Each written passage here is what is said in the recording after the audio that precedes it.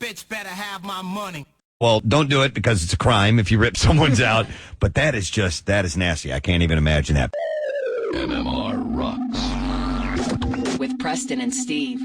I have a clip of our guest. Yes. Which we can play before we get to it. Helium Comedy Club this weekend. Here we go. I do a lot of stuff to protect myself, man. I keep my receipts. I collect receipts because that's a trail of where you've been, man. Everywhere I go, I get a receipt. I don't care. And I never go more than a half hour without buying something because you can kill somebody in a half hour and then you need an alibi. So every 15 minutes I buy something, stick of gum. Can I get my receipt for that, please?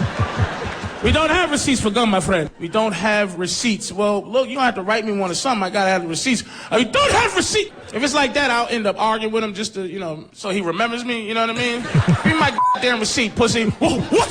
You heard me, punk? That's you. Yeah, kiss my ass. Yeah, kiss my ass too. What time is it? 5:15. You were in here messing with me at 5:15. You wasn't out killing someone because you really with me. He's going to be at a Helium Comedy Club tonight and tomorrow. Please welcome Patrice O'Neal. Thank you very much. How you doing, Patrice? Good morning. Good morning. This is a very young and a fighting looking room. Like you and Steve and the producer. What's the producer? I'm sorry. Casey. Very. Like you can handle yourself kind of room. Usually radio guys are sickly, man. And you guys are Well, I don't know. I don't know if we can handle you. Dudish dudes, man. You come from a football background. You're a man. big man. What are you, 6'6"? I'm 6'4". 6'4"? Yeah, man. But you were on a track to do some football, right? Yeah, but you gotta love football. Yeah. To play it. You don't have to. You have to love it to make it your life. I didn't love it. I just like hitting. And laughing. Right, that's what, like, back in the day, the thing that kills me about football now, the big difference is when I was growing up, if you hit a guy and he didn't move. Right. We didn't hold hands. With not only our team, but the other team and pray for his well-being. We would do a hump dance over his carcass and laugh at him and look for his mother and say, why'd you let him come out here and get paralyzed with the men? You're right. It's changed a bit, hasn't it? The men are finished. We're slowly drifting in obscurity. What school did you go to? I went to Northeastern for a second, but and did you play ball for them? Not really. Yeah, I just took a lot of electives and then started comedy in 1992. But you were like the classic nightmare scenario for a comedian. You were in the audience, as the legend goes. Somebody's performing up on stage. You felt you could do. I was heckling. I thought I was better. You know how it is. And it turns out you were. In hindsight, because that guy is. He might be dead, or I don't know where he is. He's certainly not where you are. He's obscure. But I always love him because he finally got me to stop procrastinating. And actually do something. And from there, you were off and running. I mean, I've been basically off and running forever. I mean, I've been in this. I'm turning 40 the soon. Big 40, man. Yeah. Is that presenting some issues to you? Are you able to deal with it, or? Yeah, because 40-year-old. I'm diabetic, have blood pressure, and so really, I'm not gonna be here much longer. It's just it is what it is. But in terms of white guy years, if you do the black to white years, right, I'm 167-year-old white guy. For us, you win, right? You know what though, Patrice. The thing about turning 40 though is that at that point, all right. You're an adult, and you can no longer. You are responsible for your actions. At 40, you ought to know better. You know what I mean? Well, that's 40, and I feel that my manness is. It feels like I should have been more mature earlier, but I'm feeling mature now. You're so right, man. Because the age. Like I remember when I was a kid, I said, geez, when I'm in my 40s, I hope I die, It's because it's over. Life is over. The perception's completely skewed, My maturity it's a lot of, like, me and my girl had a pregnancy scare kind of thing, and I knew I was mature because I didn't think about pushing her down the stairs. Like, I was like, I want to keep this baby alive, man. When I was 20, I'd be like, how do I kill her? But that's very honest. Your girl grows up, man. Yeah, I don't cheat on her no more because I'm lazy. Really, you're right. You're right. Too much Oh, look hassle. at her like, oh. Never let girls near man fun. Everybody's laughing. She's like, this is just mean. I'm sorry, sweet. I'm just messing around. I'm a big fan of your stuff, and I love you, the relationship stuff you do, and your advice to women to keep the relationship going is just don't talk to your man. Just a lot of things, but don't talk to him is one of the. But see, like I said, we're slowly disappearing, man. Yeah. And the fact we're being over feminized, you think? Well, no, I don't think we're still dudes. Yeah. But whatever we think is we have to keep it inside. I think naturally what we feel is that's what's being pushed back. Right. So ultimately, if I just say a little, if I say a little semi-abortion joke, or I say a goofy, I'm cheating on my girl joke, we can't even joke about that stuff. Right. But that's dudes. We have to joke about it so we don't do it. You know what I mean? I mean, you're right. Yeah, but now it's just like whatever we are seems to be like guys are just dumb. But I don't want to resent my woman. Yeah. So I'm very honest with her. I'm as honest as I possibly can be because I don't want to resent her. I love her, but I feel how I feel. She wants to get married, and I don't. Do you ever get an issue? Does she come and see your stand-up? Yeah, but she doesn't think I'm funny. Like she, because she lives with it. She lives with my nonsense. But I mean, at the end of the day, she has a relationship. Yeah, which is what she wants. Right. And she gets what she wants. No guy looks forward to marriage. No one. We get married. We have kids. But none of us go out when we're younger and we get together. Hey, Steve, Preston, Casey, let's go out. And let's find the last woman we're going to be with for the rest of the night. You ready? Right. Come on, put it in. 1, 2, 3, soulmate.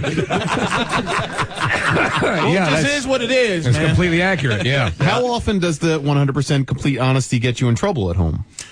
You got to do one thing you got to do is 100, either two ways, two things, 100% honesty or 100% lie. Right. And I'm going to tell you what I mean by that. If your woman says, well, how much percentage do you love me?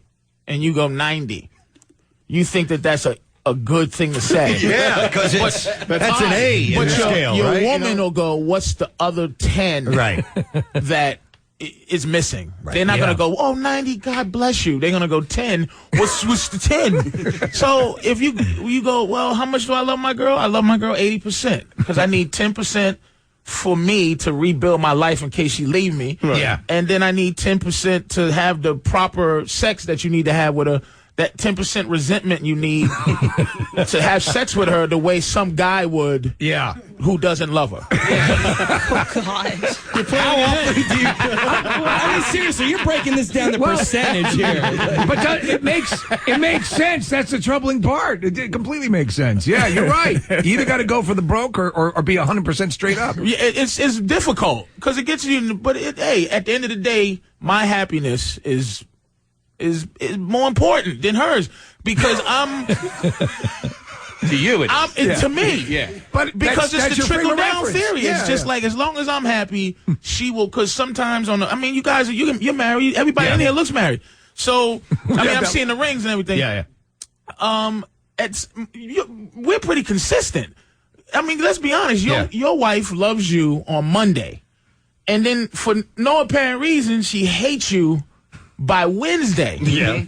And you're like, wait a minute, I love the fact that she loved me on Monday, but now she hates me Wednesday, and I didn't think I did anything wrong, but that's how they are. They like goldfish. They don't remember Monday I was a decent human being, so I don't pay her no attention. Right. I'll stay happy all the time, and you not, That broadside thing where you're like, but we did the thing with the walking and the hand holding, and wasn't that good? That was good, right? All I want to do is make and making her happy is for us. That's a guy. Yeah. A guy's love is just basically out of all the women you was with in your life, this woman you want to make sure is happy. Do you think this is the woman that are you going to... My girl now? Yeah, man. She's the one? She's a soldier, dude. She's earned her little stripes, man. She really has. You guys been together long? No, she's been with me for 8 years. I've been with her for 3.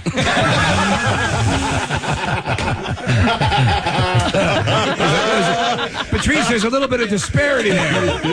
I didn't know the first 5 years she loved me. You know, she didn't tell me. I thought we was just messing around. She was in love the whole time. That's not my fault. Oh my God. It's what you call plausible deniability.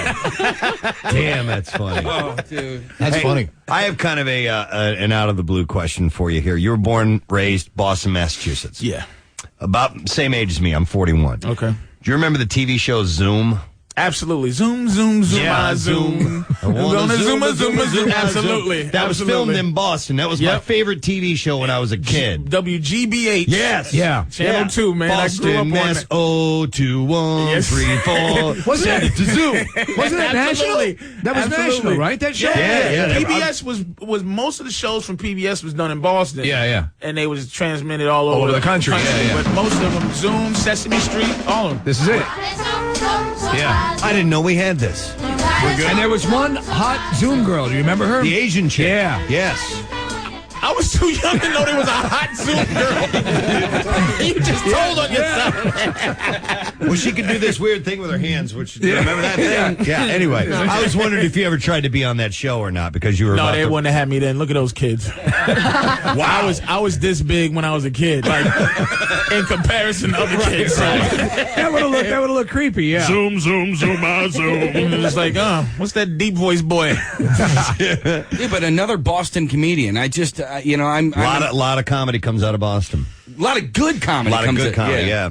Not a lot of black guys though. I'm one of the rare. It might be me and one other dude, but I've got a lot of lessons from. There's a lot of guys, Kevin Knox and Frank Santarelli. A lot of guys taught me some good. Lenny Clark. Well, Lenny was sort of big time national by the time I started in '92. Yeah, he wasn't around in terms of being a guy I watched it, but Stephen Wright came out of there as well. Another guy that's he was gone before long he gone hit, before I got there. I What kind about- of came under Nick DiPaolo. What about Larry? Larry was out of Boston, right? Larry who? Dennis Leary? Oh, Larry, yeah. Larry was, by that time, he already hit. just started, he went to England. Yeah. And just started doing the like the MTV commercials and Right, stuff. So right. he was gone. So most of the big time comics out of Boston were gone by the time I come. But then I started with who I started with was Bill Burr. Okay. Yeah, we know Robert Kelly. Geraldo? No, Geraldo is. Was he gone already? No, Geraldo was New York, was wasn't New he? York. Yeah. guy, Oh, he is New York, but he Dan went to Cook. Harvard. So. I started with Dane Cook too at the same time. We all started together, but what happened to Dane? Didn't happen to us yet. Him and his brother. I mean, that stuff going on. Your own family trying to rip you off like that. Thank God. You got brothers and sisters? Thank you. Yeah, but I haven't talked to mine in 10 years, so she ain't gonna get me for my money. It is what it is. I'm sorry, she's looking like how sad, but it is what it is. I mean, I'm not shocked that that his brother. It's ridiculous, but I'm not shocked that his brother was taking his money. Yeah, he stole some pocket change from Dane. He It's just did a great. tour and recouped. Yeah. I mean, I would love to comedians, recoup. a lot of comedians we get the feedback, and there's a little bit of Animosity towards Dane Cook. It should be. Yeah. What do I mean? Was But he looking- let me say, it should be because, look, we're from a nasty, jealous business. Yeah. I love Dane. Let me make sure that people know I'm joking. Sure, yeah. He never bothered me. He did. I've had, you have a square talk with somebody and you realize what they're into and what they're about. Right. I always knew what Dane was into. Dane was about and into what he is doing right Now. Right. Which is be a famous comedian. Yeah. I'm into goofy, like this martyr thing. I'm going to be a good comic. Really stupid? Good luck. So where does Robert Kelly fall on that scale? Because he's sort of... He's in between. That's what I was going to say. I mean, I'm speaking for him, but you talk to him, man. He's in between. Bobby's in between fame and wanting to be respected. And he still tours with Dane all the time, and he did the tour guys they're and stuff. friends, man. Yeah. They're friends. I mean, look, no one dislikes Dane except for people that don't know, because the internet, people think, okay, it's easy enough. Let me just Twitter my way and Facebook my way into fame. It's just not like that. He man. parlayed the MySpace. That was his big deal. He was righteous. Yeah, Like yeah. he did what he did. Me, I Twittered for a half an hour. I MySpace, but then you get people that you don't know, like, dude. You're like, I said, no one, like, Nipsey Russell didn't.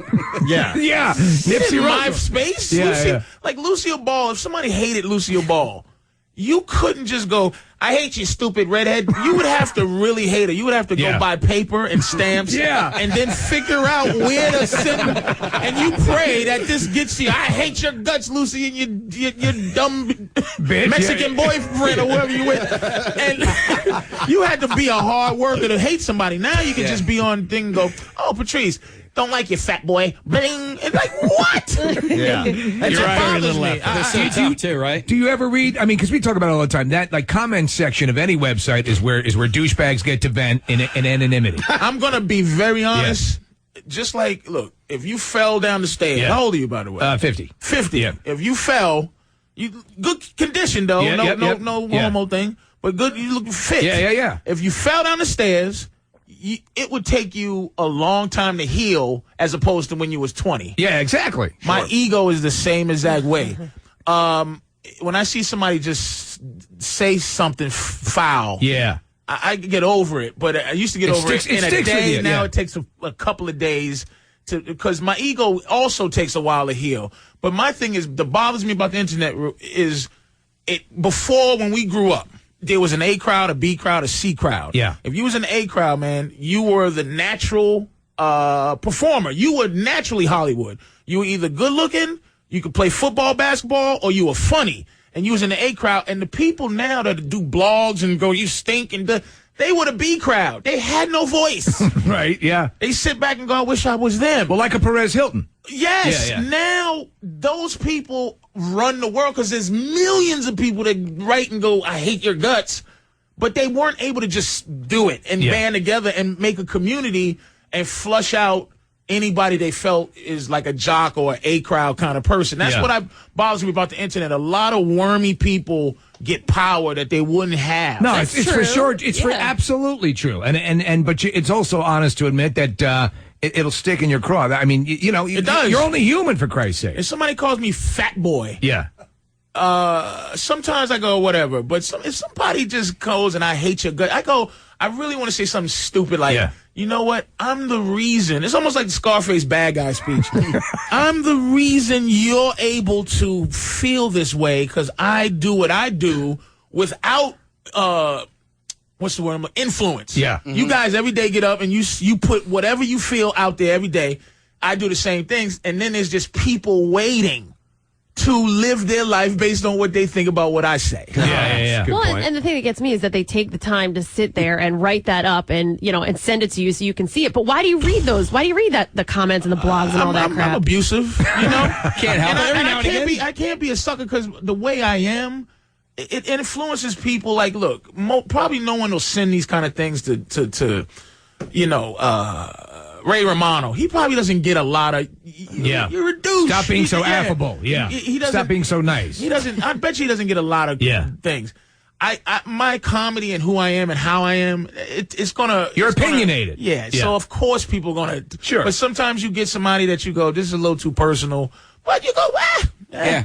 But you know what? You read it because most of it isn't isn't nasty, so you want to stroke your own ego. It's true. By reading something nice. You know, Casey, that's again, I don't want to be a phony. Like, you know, somebody goes, dude, you're the greatest. I go, nah.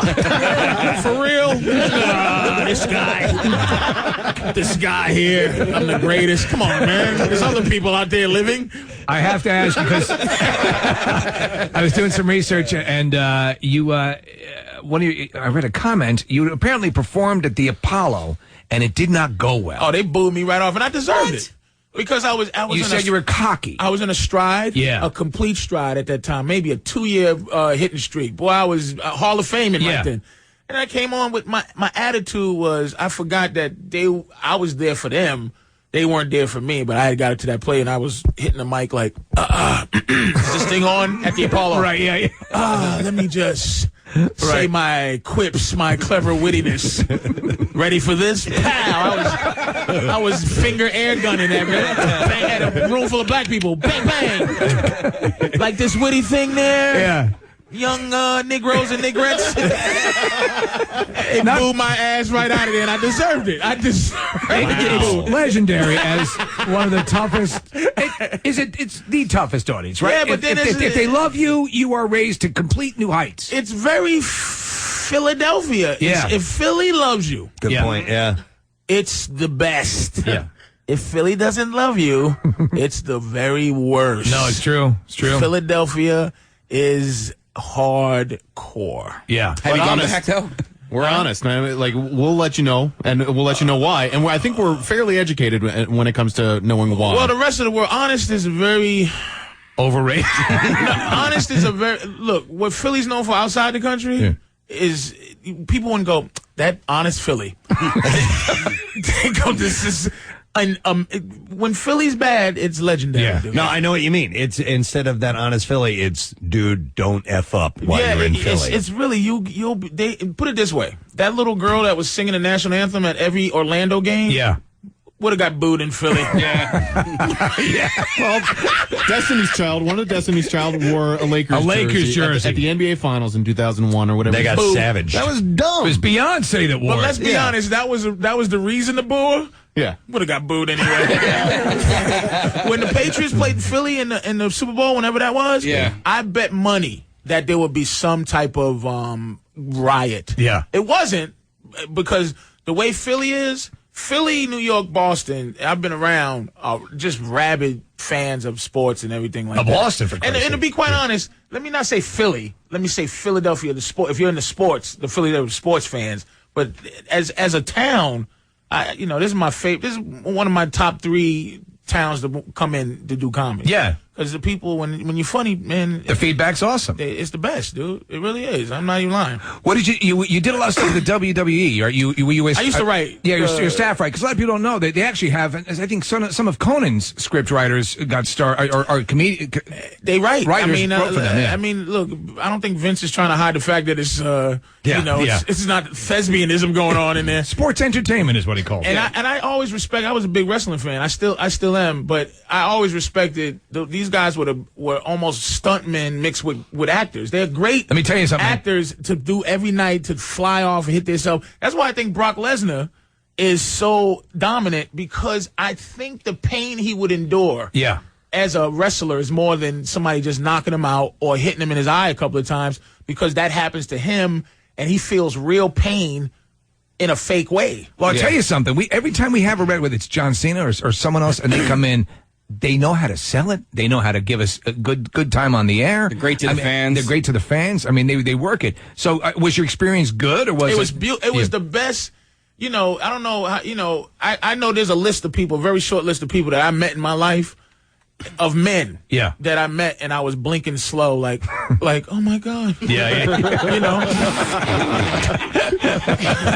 Blinking slow. Like, you just go, my God, please, God, don't let me be what I think I am right now. But I know I'm not.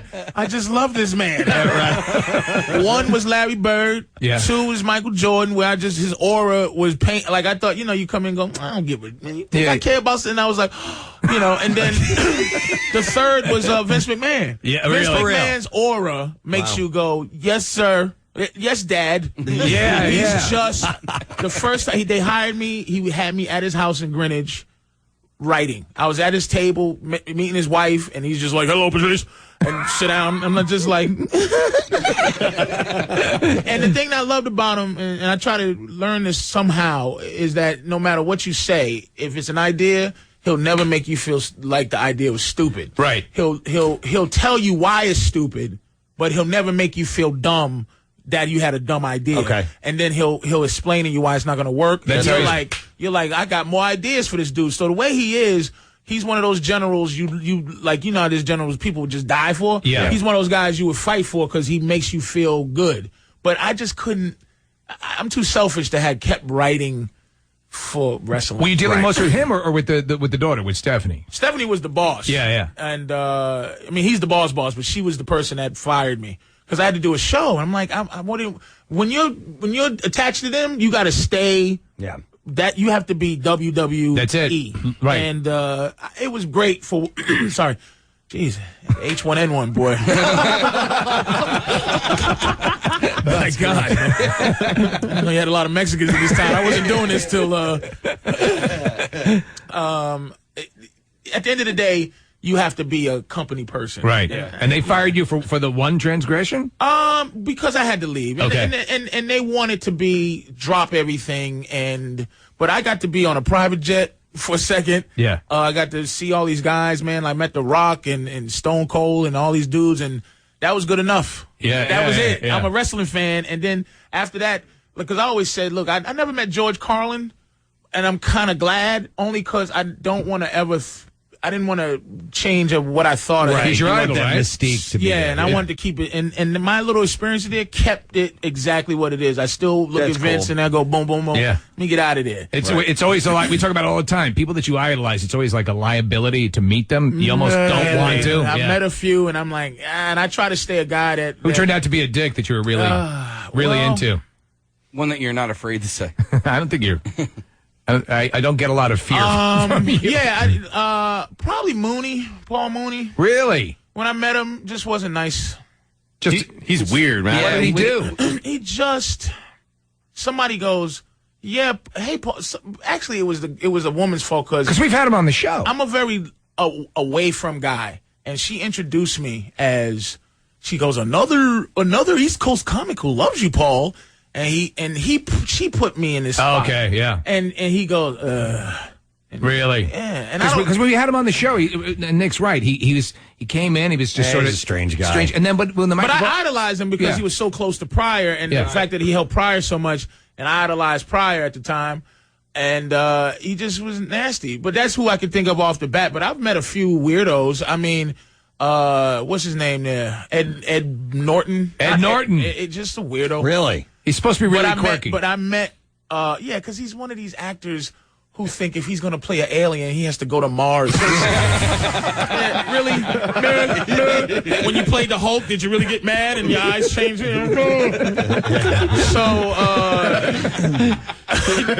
But Barry Pepper was a cool dude. Really? That's when you get to meet.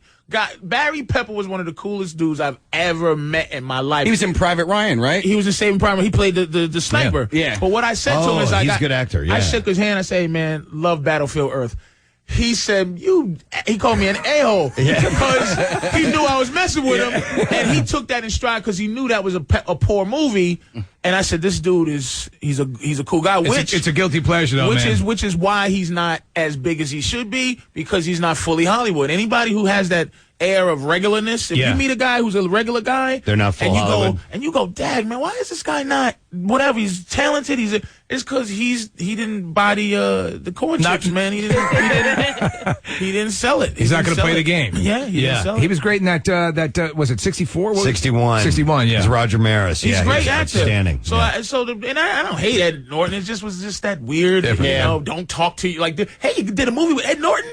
He talked to me never, except for to say, "Why don't you do it a different way?" Oh man. Thank you, Edward. Now, do you think about these things when you meet fans of you, Patrice, to try to keep it, Well, I'm gonna be honest, cordial? man. I'm good to my fans, man. People I hear that. I'm very good to people because I could be digging a ditch or whatever the case may be. I could be the alternate fart smeller. I could be anything in life. The alternate fart smeller. He met the alternate fart smeller. You're not that low. Yeah, that's right. In the broad scheme of things, that's how you center yourself. Well, at least I'm not the alternate fart smeller. I mean, look, you do get Hollywood sometimes. I'm sure you guys have to have you got blast of women because you're Preston Steve, number one in Philly, and I know sometimes you need things to get you back to like a booing in the parlor got me like, let me stop. Do you know what? It happens every morning when I shave. When I look in that mirror, I'm like, Jesus Christ. And you just make the ways to bring and I found myself getting a little like if somebody goes, loved you in web junk, and I get this disappointing didn't you see my Oscar-winning performance in The Office? And I go, oh, man, let me stop, man. They know me and love me for what they love me for, and I'm lucky, dude. No, you never take it for granted because when you start buying your own crap, you're dead. You do, and it's easy to just do that. And one of the things is surrounding yourself by a bunch of people who tell you you're fantastic every day, and you just start going, oh, look at Michael Jackson, right? Yeah, same deal. Look, and that's the thing. He surrounded himself by just people that said, hey, give me drugs, it's going to make me have a heart attack at 50. Yeah. When in his family, 50 is a teenager. It's true, yeah. His older brother's 60-something, and his father and mother, his mother still looks like Janet Jackson. Better. You know what I mean? Yeah. So, I mean, you gotta have the right people around you, man. But look, I'm talking like I'm a star. I walk down the street, 2 people recognize me. Oh, that's Patrice, and I got a real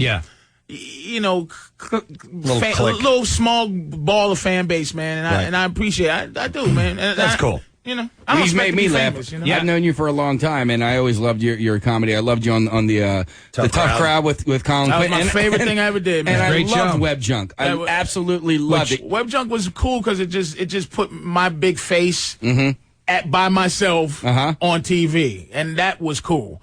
But Tough Crowd was my thing, man. I love Tough Crowd. Great show. It was just I could have did that forever. Well, you can see Patrice's big face this week. Tonight, tomorrow, 2 shows each night at one of our favorite places, Helium Comedy Club, and you can go to heliumcomedy.com for the information. I guess you don't Twitter and Facebook. And I all do this Twitter. I do. But I'm saying I try to. I'm not a tweeter. I'm not a hey, I'm got to tweet. I do tweet and I do. I do my best. You know what I mean? Like if I take a picture here, be like, hey, I'm on Preston Steve thing, and send a picture. And is there a Patrice O'Neal website? It should be a PatriceO'Neal.com. But somebody's got it. But somebody's bothering me right now. Oh, really? I have a MySpace. MySpace, Patrice O'Neal. That's everything you need to know. Updated. We'll put the link up on our site. Thanks, man. Yeah, no problem. And absolutely, heliumcomedy.com. Get the tickets. Dude, thanks for coming by, man. Thanks for having me, Pleasure fellas. hanging Appreciate out with it. you. Thank you so much. Thank you. Patrice O'Neal, gang. Thank you. On the Preston and Steve Show. Like I said, Helium Comedy Club. Please go see him. He's funny as hell. MMR Rocks with Preston and Steve. Hey, by the way, Bitch better have my money. MR. our next guest has been here before. He's back in Philly and Helium Comedy Club all weekend long. Please welcome Mr. Patrice O'Neal. Thank you. How you doing, Thank Patrice? you. Thank you for having me. Appreciate it. Do you go by Pat to your friends? No. No, what do you go by? Patrice. You do go by Patrice, really? Yeah, and I hate self-appointed nicknames. You can't. Yes. It bothers me. It's it happened this morning. Hey, good morning, chief, boss. Really? Thank you. Thank you for you knowing me that fast. How about sir? I earned that. You just nailed it, man. I hate that. I hate that especially when you go to a restaurant, someone's providing a service to you, and they call you chief. Chief downstairs. The place that only takes cash, really? Yeah. I thought that was only third world newsstands. It drives me out of my mind. Really? I can't use my credit card, boss? Pal? Skip? Holy moly. Sporto. That shouldn't make me as angry, but I think that just I'm getting old. Oh, no. That never made me angry until where I'm like, wow, am I becoming irrelevant where everything is just... When I see people too happy, I go, wow, maybe I should just curl up and die. Because why is this making me so angry? Boss and chief and me. And I hear exactly what you're saying. Smiling assassins at the hotel who put $300 on your card and you can't get it back for 6 days. And you look at them like, really? Like, are you surprised that I'm angry? And I'm a big black guy, so it's always the big black guy making sure we don't grab this white girl by the face patrol. Really? You think I'd be alive to this day if I lost my mind like that? That smiling dumbness. Yeah. I was so happy to be driving through that storm coming here just because I'm looking. It was, to be honest, I don't know if it's the worst. I might have been in the house. With worse. Yeah. But it was the worst thing I've ever driven through. Yeah. But I started seeing these people pulling over on the side, and that just made me want to go. I just kept driving. I don't know if this is weird, man. I don't even know how to explain it, but it's like I got euphoric, and you know, some black people tease white people for the whole extreme jumping. And I started to get happier as it could have been driving into death, but it was like better than pulling over with this lady in the hybrid. In the Prius. Hyundai in the Prius. And I'm like, you know what? I'm going to drive into hell if I need to. I think I'm finished, man. I really think I'm finished, man. I love that. Oh, wow. I know exactly what you're saying. I don't understand what's going on with me. I just think I heard you guys talking about it, and I'm prepared. I'm preparing myself for death. Yeah, for these. How can these Indians from 1206 be right? There's no way.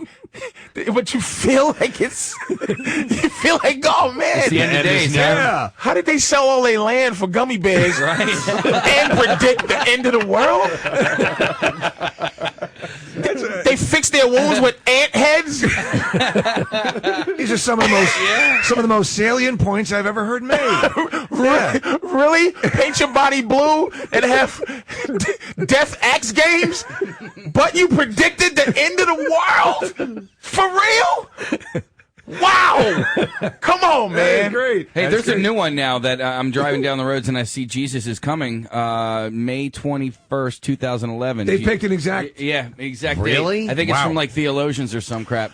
I believe that less, yeah, because I don't know if religion is a difficult thing. It's a tough call. I was always believing something. Yeah. But not particularly one religion. Well, you know what made me? I wear a cross now. You know what? This sounds weird, but you know what got me into Jesus? What? Was the last Passion of Christ.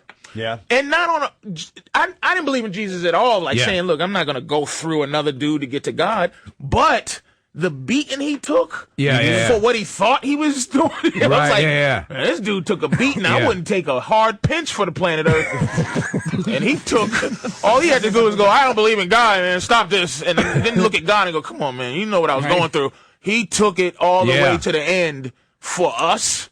In his mind, I'm like, that's a good. So you had, because I found that to be an incredibly powerful movie, and that was an incredibly powerful sequence. But you really had a bit of an epiphany.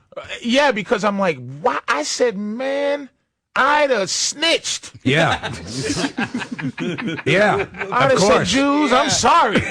Give me one of them little hats. Let me put that on. I have to carry this up that hill to my own death. Dude, God who? When they're using the cat, it's like the thing with the nails. I think they call it cat of nine tails. Right. And that was a fake Hollywood picture. Yeah. This man, he was getting beat down before him. This was something. Before him. Before me. PM. He was getting them beat down.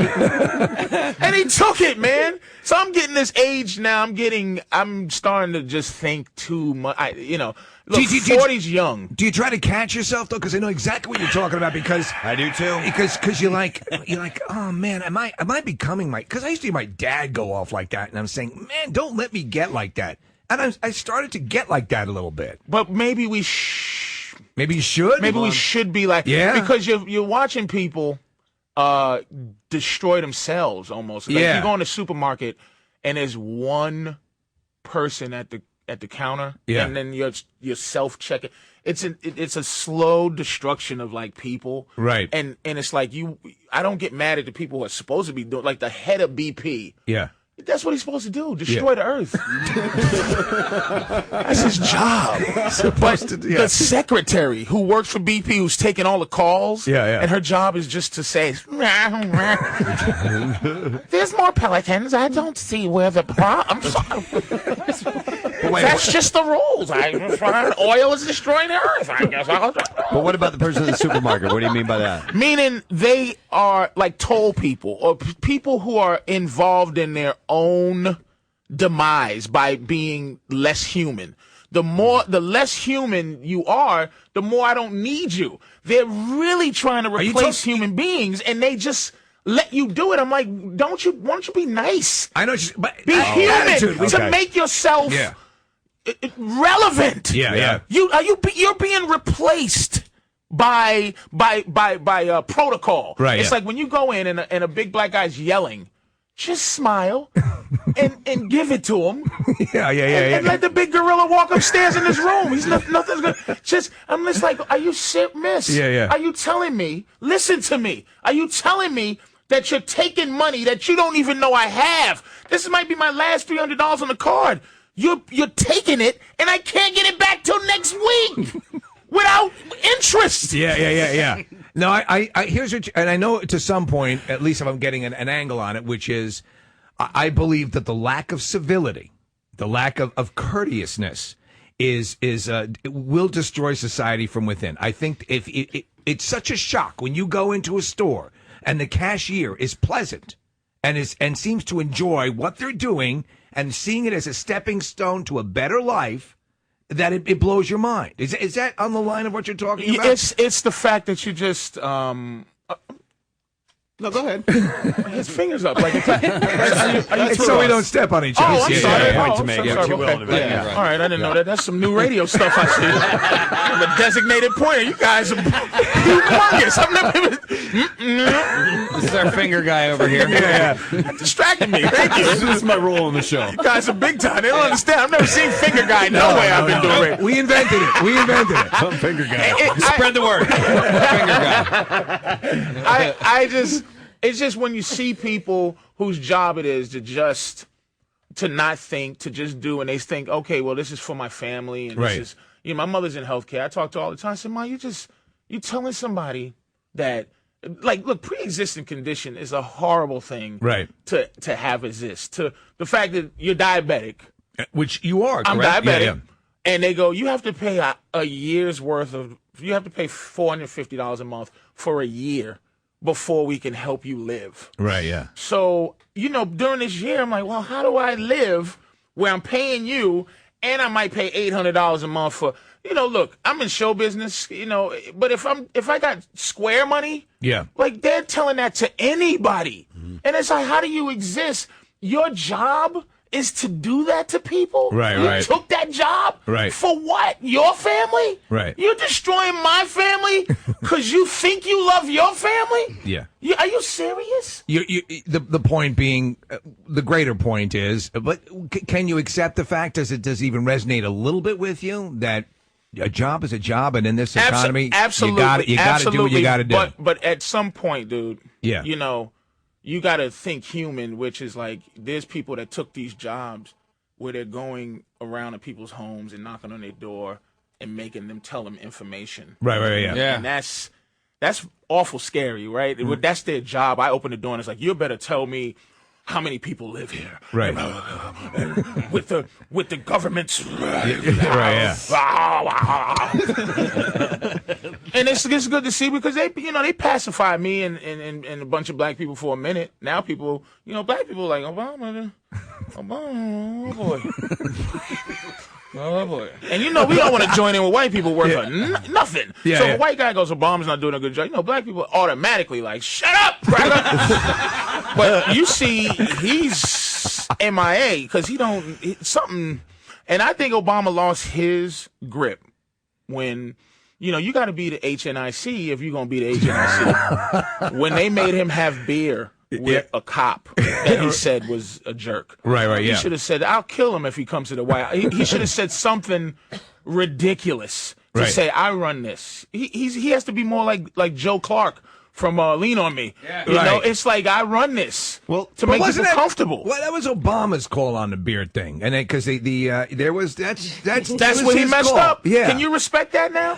One thing about Bush. What I didn't respect, to be honest, was that he made a call on a situation he wasn't well informed on, and that was So the what? case. Yeah. If I'm the president, 2 + 2 is 7. No, it ain't, Mr. President. It is now. I'm writing Bill 75-6. Math is wrong. You're not gonna make me look stupid. I run the show. Okay. Presentation. All right. And what was that bill again? So we know what to. 7612. And I just made that number up. Why is it that number, sir? I just made it up in my head. Because I make up stuff. Because I'm the president. It's just a little bit, Well, let me ask you about that, and something else you've been talking about is anger. And Obama took a lot of flack this week for not getting angry enough or getting too angry at BP. like if I'm the president, I think anger is a really a good emotion to go through because it shows that you care and it shows that you're human. But people were saying, well, he's too angry, and then other people were saying he's not angry enough. Anger can accomplish things, and I know that you're talking about anger versus civility, but sometimes just get the emotion done, get it through with, and then you've accomplished what you set out to accomplish. Do you know what I mean by that? Yeah. Look, here's I wish we can possibly the old hat. Can't we get along? I wish we could. It's very difficult for me to join in with white people even when they're right. It is what it is. It's just You're built that way. You're being honest. It's built that way. Right, yeah. And you know, I want to go, hey man, he's doing what he's doing. I mean, my thing is it'll be over when an average black guy could be the president. Right. Not this guy from Mount Olympus. This godly man who's really not Negro-ish, but he's heroic. Just an average dude that's in South Philly, possibly. So I go, okay, because average white guys can run the world. I just want an average black guy could be able to do it. And then I'll be like, you know, you can have, like, look. But average white guys can't. In this deal, you know. You don't think there were no average? Well, to become president, the way this is, and this is what I think a lot of people, we've talked about this before. Everyone, you got to, first off, you have to have a load of loot. And second off, everyone ends up, and it happened to Obama, everyone starts with that political speak. And you never get a sense, Patrice, I assume you feel this way to some extent too, you never feel you're hearing candid conversation. You're hearing the talking points that an entire team said this needs to be the way you relay this. But you know what genre I don't get mad when people say a black guy stinks is professional football black coaches. Okay. If they stink now, there's been enough. Right. Yeah. Right. Yeah. And black quarterbacks. If you say a black quarterback stinks or a black coach stinks, I go, he does. I don't have to defend him because he's black, because it's been enough. And you go, okay, the guy that used to play for Philly, that McNabb. No, not Ray Rhodes? Rodney Pete? You play to win the game. That's Dennis Green. No, that's not Dennis Green. He used to play here. What's the guy? Rodney Pete? Quarterback? No, not he used to play, but he coached for a while. That's Dennis Green. He coached the Jets, and he coached Kansas City. Somebody knows. Herm Edwards. That guy. Herm stinks. It's good. I'm glad we got his name. I mean, I'm just saying, Romeo Crennel stunk as a coach. Right. But one of the great Pittsburgh Steelers coaches, Mike Tomlin. He's a coach. Yeah. Right. But now you can fire a bum black coach and I'll be fine. So did you think before it was he was a bum because he was black, not because he was actually a bad coach? Well, I'm just like in the thing where like I just want to see a black. The same thing with the president, right? That people have to understand. No, I know president. Exactly, I don't care if he stinks. I don't care. Oh, he has a swastika on the back of his neck. All right, so I know black, exactly. though. I get the analogy there. I just it makes sense. Yeah, I know what you're saying. I'm just talking how black people think, and I'm just thinking in terms of coming through, because I think most black people understand how white people think. Yeah. And do you think it's vice versa? No, it doesn't have to be. Yeah. If I run the world, why would I need to understand any? Right. Yeah. If my color runs the world, because I know not everybody white runs the world. Right. But at some point, it's a white, and that's why white and black people rule the racial game. You don't really hear anybody else. You know why? And this is attention, anybody who's not black and white. Pick a color. Stop being exactly what you are. Really? You're not Mexican, you're Ecuadorian? Really? Well, you're wasting my time. You're South Korean? You're not Filipino? Well, fix your eyes. And I'll talk to you. Be the same as all the other people that I think you are. Right, yeah. So that you can get in on this. You're saying you're missing out. You're missing out. Yeah. I don't go. I'm half I'm from Barbados. Half of me's from Barbados. You think I'm going to tell people, wait a minute, you don't see my Bayesian heritage? Kid, I'm black. Yeah, yeah. If the cops do something to me, I have to run black. I can't go to the Bayesian coalition. Me and my 3 friends. I'm taking that issue. It's a hard one to push. That's the game you're playing, man. Right. So it's like, look, I would love for us. Look, first of all, I'm not speaking any togetherness. Yeah. Because anybody that speaks peace and coming together with any kind of real movement, they get offed. And I'm not trying to be a monarch. when somebody catches you, go, wait a minute, he's actually bringing people together. We got to send this guy out as starting with Jesus, Gandhi, Malcolm X. Malcolm X had a wonderful life when he hated blue-eyed devils. Yeah. But when he decided that, oh wow, wait a minute, white people, we all together. Get your hand in my pocket. And he was whacked by his own. Soon as he started making people go, wait a minute, man. There's a game in the race game that they play very hard because it helps us. It's part of the bread and circus. Does it piss you off? Does it piss you off? Because I think it pisses a lot of people off, and it's happening more and more now where that card played is so transparent and so obvious. That do you believe it still has the impact that it's had for years? What do you mean? It's starting to lose when people play a race card on either side. Like the Black Holes audio? But you know what? What's that now? Like that Black Holes audio that we played last week. Do you know about that, Patrice? There was audio that it sounded like it was a greeting card, one that has audio in it. The NAACP Los thinks Angeles it sounds like Black Horse. Right, and it doesn't. But that's the thing that takes the sting out of it where look, NAACP, Al Sharpton, just everybody, the race game, they're playing. It's not like it's, look, somehow black people play the race game, but it's my problem with the white side of it is that race, it's almost, racism is almost like Bigfoot, like to white people, like we all agree there is. Right. I've never met one. Right. I've never met a racist. I see him on TV frothing at the mouth with a sheet, but there's no regular, just average Joe racist. Like, you just go, so you believe it's racism? Yes, I do. Are you one? Nope. Never even. I don't even know what N. I don't use no words with N in it. Yeah. No words. Nope. Yeah. No. I don't know what the N word means. That means nice to me. So it's very difficult to get in this game when I want white people to at least give a little validity to the fact that a black person would just be mad at. But it's now you're just trying to find something. Right. You know what I mean? Not everybody who's racial is racist. Yeah. We're all racist. Racial. I'm racial. I tell the world, you better be lucky I'm not a powerful white man. We are in deep trouble. Because I get mad. Right. Yeah. I get mad at the airport when a foreigner's checking my ID. Right. I go, how did you get this job checking? I'm for real American. Why? Because I talk like this. There's no R's taking the place of the L. Nothing. Do you think being a white person with black friends makes you not a racist and vice versa? Absolutely not. I mean, look, you meet a black guy, and Christopher the black guy is your friend. Right.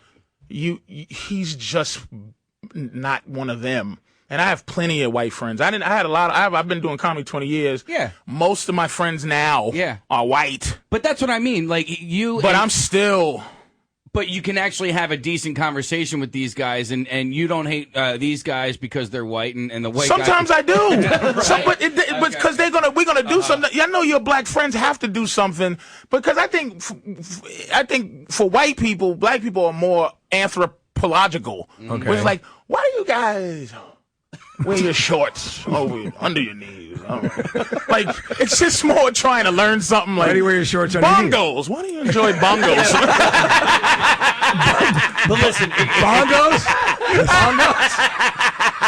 I didn't know we were still doing the bongos. I don't know. Who the hell knows? I had you with the shorts, but the bongos.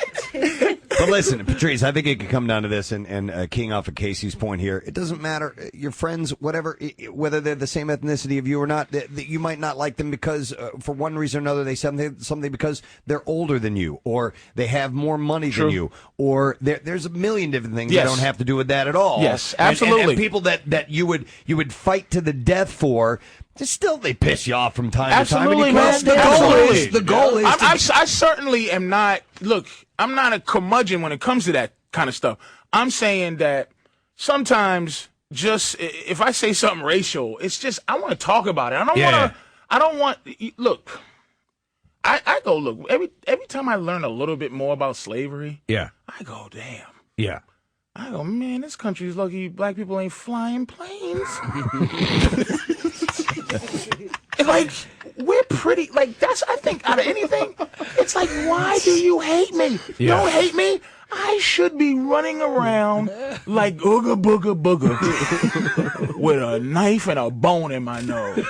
Yeah. Just killing. But I'm not. I'm not. Do you look, let me ask you, from your perspective, do you look at this country and say, but when it's push came, the greatest I've traveled. Yes. I'll take everything wrong with this country before I visit Africa. You lived in England for a while. I was in England. They're horrific human beings. How so? Let me tell you.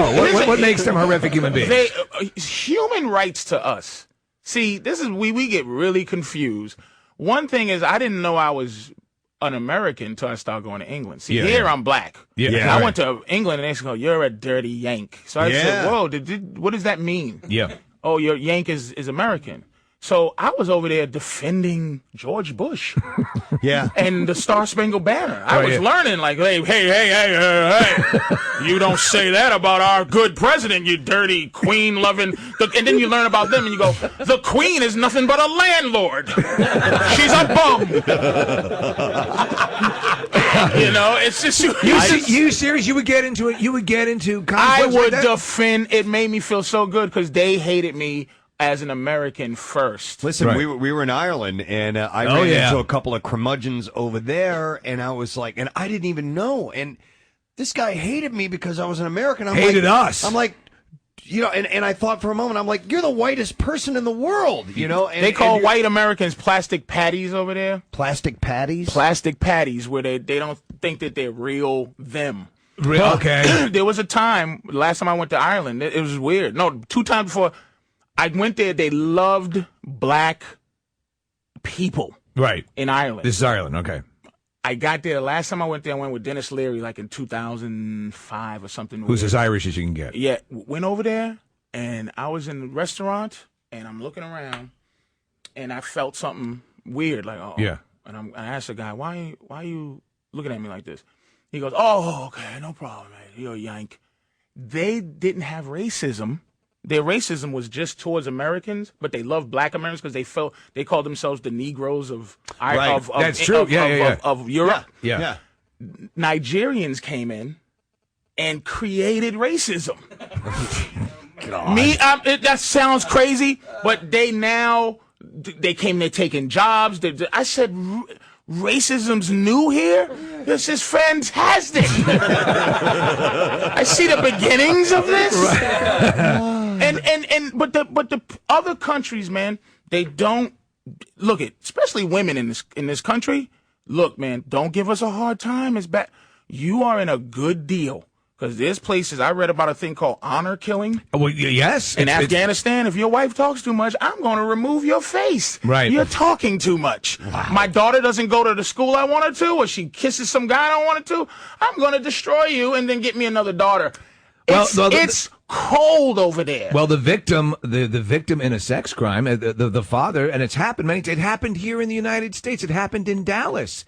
A guy killed his daughter who had been sexually assaulted because she brought dishonor to the family. Dude, that's an honor killing. And can you that's what I'm saying. This country, as bad as it could be. Well, they were from. it's based on or whatever. As far as this country goes, it's based on some principles where at least I can say to a cop, officer, you're my civil rights. In England, man, they spray you in the face. And you look for somebody to go, wait, a cop just with a big hat just sprayed me in the face. Those big cop hats. A man with a wig like George Washington. I'm in court in front of the parliament. Yeah. Are you serious? That you don't have rights over there. I had a friend of mine, a black girl, went to Japan, and she said by the 3rd day, she was walking around, and this is Honey Child, like, what? Nobody. She went over there, And by the third day, she was walking around with her head down, walking through Japan, because they looked at her like, "Excuse me, oh don't here, we'll throw you in whatever rivers in Tokyo if you don't look down when you're walking past men." I mean, were they as overt as that? Absolutely. You got to. When I'm telling you, this girl has got a big mouth. Yeah. Like this was a girl. This was a few years ago when she in 3 days she was not playing around in Tokyo. Wow. So do you recommend, Patrice, that people, if they have the wherewithal, to travel around a little bit to gain more of an appreciation? To get that understanding of, I suggest everybody travel that speaks low of this country, no matter what the problems are. It can't get like these other countries where the civil rights thing, where you can start making they'll put you in jail. Yeah, no, for it's certain true. things you start True. announcing. You know, here we start telling cops, "Hey, let me tell you something. It's against the law." Or women who go, "You can't touch me. You're a male cop," and the guy's like rubbing his forehead and get in trouble for clocking a girl with a big mouth. You know, that's the cops over there don't have to explain themselves, man. Wow. They smash her head like a grapefruit. And then go, he's dead, mate. He's dead, mate. Sorry about that. Yeah. No longer with us, mate. Well, listen. And I hear they even confiscate your bongos. Well, listen, we could go on for hours, I believe, with this gentleman. It's interesting stuff. But we do have some other people that we got to get to lined up. You can hear the continued rantings of Patrice O'Neal. He's going to be at Helium Comedy Club all weekend. He's got a couple shows tonight and then on Saturday night, and heliumcomedy.com for the information. Do you upkeep anything on the web for your own personal use? You have a website? Or if you go to MySpace, Facebook? you get more. MySpace? I'm trying to get a website. I don't have one yet. You need to do a blog because you got a lot of stuff to say. Yeah, I got the MySpace. I got the Twitter. I'm very active on Twitter. Okay. So if you Twitter Twitter is Big Mama Prods. All right. Well, we'll put the address up on our site. Well, Thanks, bro. Hey, thanks, Chief. Thanks for having me. All right, boss. Got to skip. Patrice O'Neal.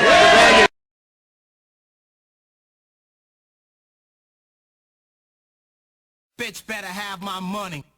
Get to our guest who's on the line, then we're going to go to Brent if he can hang on for a moment because our guest only has a couple of minutes.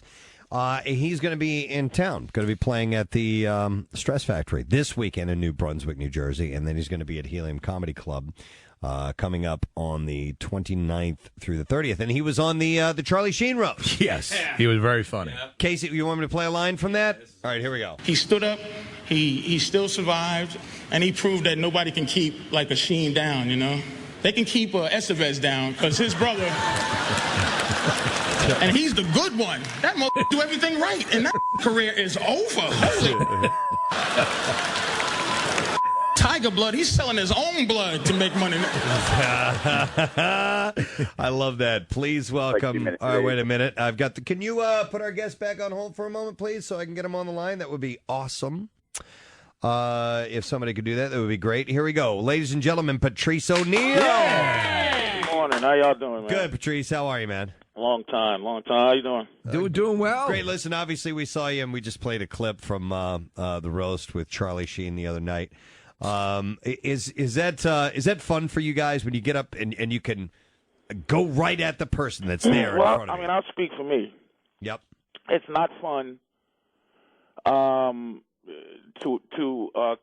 To attack someone you don't know based on stuff you don't know about them. It's based on things you read. It's not the spirit of it. I did it for, of course, reasons because I'm in show business, and what else you're going to do? They're going to pay you. You're going to have fun. Sure. Yeah. But I actually turned down a lot of those roasts, and the reason I took this is because I really was into Charlie when he was fighting with everybody. Right. And, I mean, beyond the Tiger Blood and winning, it was just, you don't see anybody go against, the animal too much and come out, clean. Right, on the other side. And he did. I was like, man, I like to look in this guy's eyes. And again, not to be self-righteous, that was only like 10% of it. The other 90 was, it was supposed to be the highest rated program in Comedy Central history. And I'm like, well, why not do it as opposed to, all right, yeah. So, but is it fun because look, I went off the cuff a little bit because the whole night, people they edit and stuff, so a lot of my reactions weren't even to what they were showing I was reacting to. I was like William Shatner was so, and I say this with with love. He was so funny and disrespectful and racist that, and I mean that with love. Like, it was just funny, his set. Right. That I'm like, oh my God, the Captain Kirk is crazy. Yeah. And then Kate Walsh is crazy. I wasn't writing anything about them because I'm like, I guess Kate Walsh, man. I don't know. I guess her Wikipedia is interesting. So, but I'm not gonna trash this girl. But after everybody's just up doing what they're doing, then I go, all right, let me just do what I do. I know how to trash people without being extra foul. Right. And it's just this thing where people trying to figure out the worst thing they can say about somebody they don't know. Well, you sort of raise a good point, because in days of yore, in the classic Friars Club roast, the roasters would really have a connection to the honoree. Yeah. So there you would have the friends, you would have that thing, and now, like, I have to say, the roast, I mean, you were great. There were a couple of great moments, but there was so much anticipation around this roast that I felt that it was sort of over-edited, and you have people who materials written for them, and I think it was 3 hours in the room. Wow. Was it? And on TV, if you got put on TV and you came over and you got over on TV, it was a blessing, because in the room, like, Jeff Ross destroyed. On TV he did well and he killed, but in the room he was the boss in the room with that. See, and isn't the bitch is though that what they're going to do is they're going to truncate his time to make time for a Kate Walsh. Right. Now, Kate Walsh, I don't know how much. I'll give you on the edit. I'll give you some background on the edit. They cut out every disease reference. A lot of disease references were in the roast. Really? Oh man, big time. Like, they cut out what I thought was one of his best lines. Jeff Ross, he said to me, he goes, "Well, Patrice, you said you was never going to do one of these roasts, and now you're here, which makes you're just a sickle sellout, right?" So if not everybody knows, sickle cell is just yeah. or black person's disease. So later on in the set, I said, "Really?" I said, "Well, I hope you get Tay-Sachs disease, right? Which is it's a Jew disease." Yes. So all that's gone. They cut out every disease except for diabetes, which I have. No, diabetes go, but they cut out a lot of.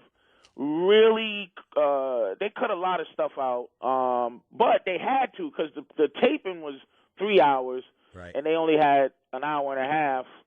So Patrice, at like 3 hours when you're there, because I think it sort of pushes the boundary. Like, by the end of the roast, as it airs on TV, you're saying, "Okay, I'm ready for this to wrap up." How does the humor stay up to a certain level when you're going for 3 friggin' hours? Well, it's because, one, it's a controlled atmosphere, thank goodness, where people are held hostage for the most part. Right. Where it's like, okay, go to the bathroom, come back, because we got to film. Right. 2, I've been doing comedy for 20 years, so I had to go in. It wasn't set up to win. It was, I had to actually use my ability to do comedy at the roast. So it was like going on last at a club in New York, and you got to get the people's attention. You got to get it quick. So William Shatner, God bless him, gave me an in to go off script, right, to get into it, as opposed to start reading my jokes, which I almost got in trouble for, because the prompter people and the truck people they tripped out because I went off. They didn't know what was going on. Okay, because I assume that what you're doing has to be run by them ahead of time. So oh my God, it's. But see, I guess I was lucky and unlucky at the same time. They only called me Tuesday of that week, so I couldn't. I could do a little finagling in terms of what I'm going to get them, because I didn't have a lot of time to prepare. So there were some people that had 3 weeks, 4 weeks to prepare, and they were going on stage. Me, I was, I had to write it on the plane going out there on a Friday night. So because of the turnaround, you weren't as scrutinized. Right. Yeah. They scrutinized me, but it was half the people at Comedy Central that knew me and said he'll pull it off, and then the other half that said that's not what we do here is pull things off. So we're about comedy. We're not about improvising. Yeah, we're not we're not trying to figure out this dude. So it was, it wasn't stressful for me. I've been in stressful situation. I guess the only stressful thing, I'll be honest with you, that I haven't dealt with in a long time is nobody knew me.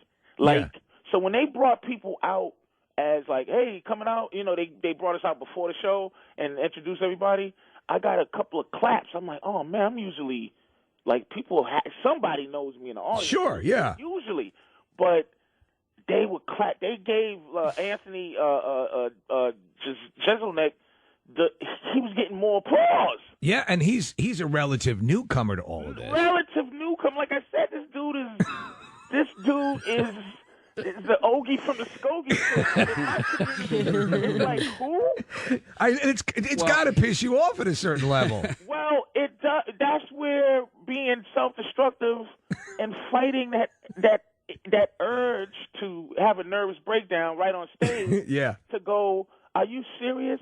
Like, I'm trying to prove myself right now, after 20 years, and this roast is either going to keep me even with my entire life, or it's going to set me back 5 years if I die. I'm 42. And diabetic. I don't got another 5 years to wait till I'm 48 to make another comeback. Can I ask you, Patrice, because I had never heard of Anthony Jeselnik before that night, and I know comedy. Like I know comedians. I'm really into stand-up comedians. I never heard of that guy. I thought he was really good. What did you think? I think, look, he's good in the spirit of what the roast is now. Yeah, he's masterful at it. Who can write the foulest joke and who can say it the best way? Perfect timing, perfect conditions. So a guy like me, I had to close it. Yeah. And it was nerve-wracking because, one, I never did the roast. Two, I had short time to prepare. Three, I'm the only black guy on a entirely Hollywood white situation. Right. So the pressure that puts on me is this. Who's this black guy? Okay? So he must be somebody. We don't know who this guy is. Right. He must be somebody. So, interesting. And I'm going last, which is Lisa Lampanelli's spot. Yeah, usually, yeah. So they go, oh, well, this guy must be. So it's a lot of extra that I got to deal with that they set me up to deal with that because of who I am to them, but to the people out there watching it in the room, I'm just a fat black dude on the show with diabetes. Well, besides that, because that's a tough dynamic to put you in after the show, after everything's taped and you're hanging out. Did you get any time to talk to Charlie Sheen? Nah, Charlie was kind of. Me and Captain Kirk bonded a little bit. You were with Shatner for a bit? Yeah. Cool. He's an interesting guy. He's a real human dude. I like him. I didn't get to talk to Seth really at all. I didn't get to talk to Mike Tyson really at all. Charlie was, at the after party, Charlie had a wall of people just making sure nobody bothered him. Right. So, I'm not going to try to squeeze through that. I think I got to him, said thanks and everything. I found out some good stuff. I found out Slash from Guns N' Roses is a big fan. That was interesting. Oh, that's cool. That's cool. Yeah, some of that stuff is fun. You go, oh, okay. And then, but after it was all over, I was able to, kind of go, all right, take a victory lap and enjoy the festivities, and all the Comedy Central, big shots were happy, so I was happy. But then the thing that started to worry me for the next thing, which was more anxiety, was editing. How are they going to edit this? Yeah. Well, and how's it going to look on TV? I can tell you what, you came off great. I mean, we know the constraints. It's something that you place more of an onus on because you're aware of the behind the scenes stuff. I thought you were one of the highlights, and I'm not just saying that for this purpose. No, I agree with you. Your set was good, and it was different than the classic roast sets. Right, and I loved and your they approach. need that. They need a variety of styles, without a doubt. And I also want to say, Patrice, I don't don't know what how self-conscious you are, but I have to tell you this because I know who you are. I've known who you are for, at least a decade right now. I think you're one of the funniest comedians out there. So please don't sell yourself short, man. A lot of people know who you are. It was, you never know. One thing I always is being in control of the. I tell a lot of comics who talk to me about whatever advice. I go, just do what you're in control of, and don't worry about it. I like you said, there's a background to this business, and you have to fight through. You have to fight through self-sabotage. I mean, I do. No, I hear that. And I had to make sure, because when I walked in, look, I just, again, background. I said, look, I don't want to go last. That's all. Okay, no problem. Last. So immediately, I have to get into character. Now, 10 years ago, I'd have been screaming and not focusing. Okay. Now, I go, there's nothing you're going to do about it. You got to focus, because if you don't do well, no one's going to go, oh, the producer, they really did him. They did him poorly. It's going to be Patrice sucks, and I'm going to be in history with dumb. What's his name last year? That was horrible. Oh, the situation. Yeah, so he's now infamous for the worst roast set ever. So I can't go out like that. No, you didn't. You didn't. You didn't. So, Everything I'm was cool. glad that it worked out, and I'm it's hard for me to stay happy, but I'm trying to figure it out.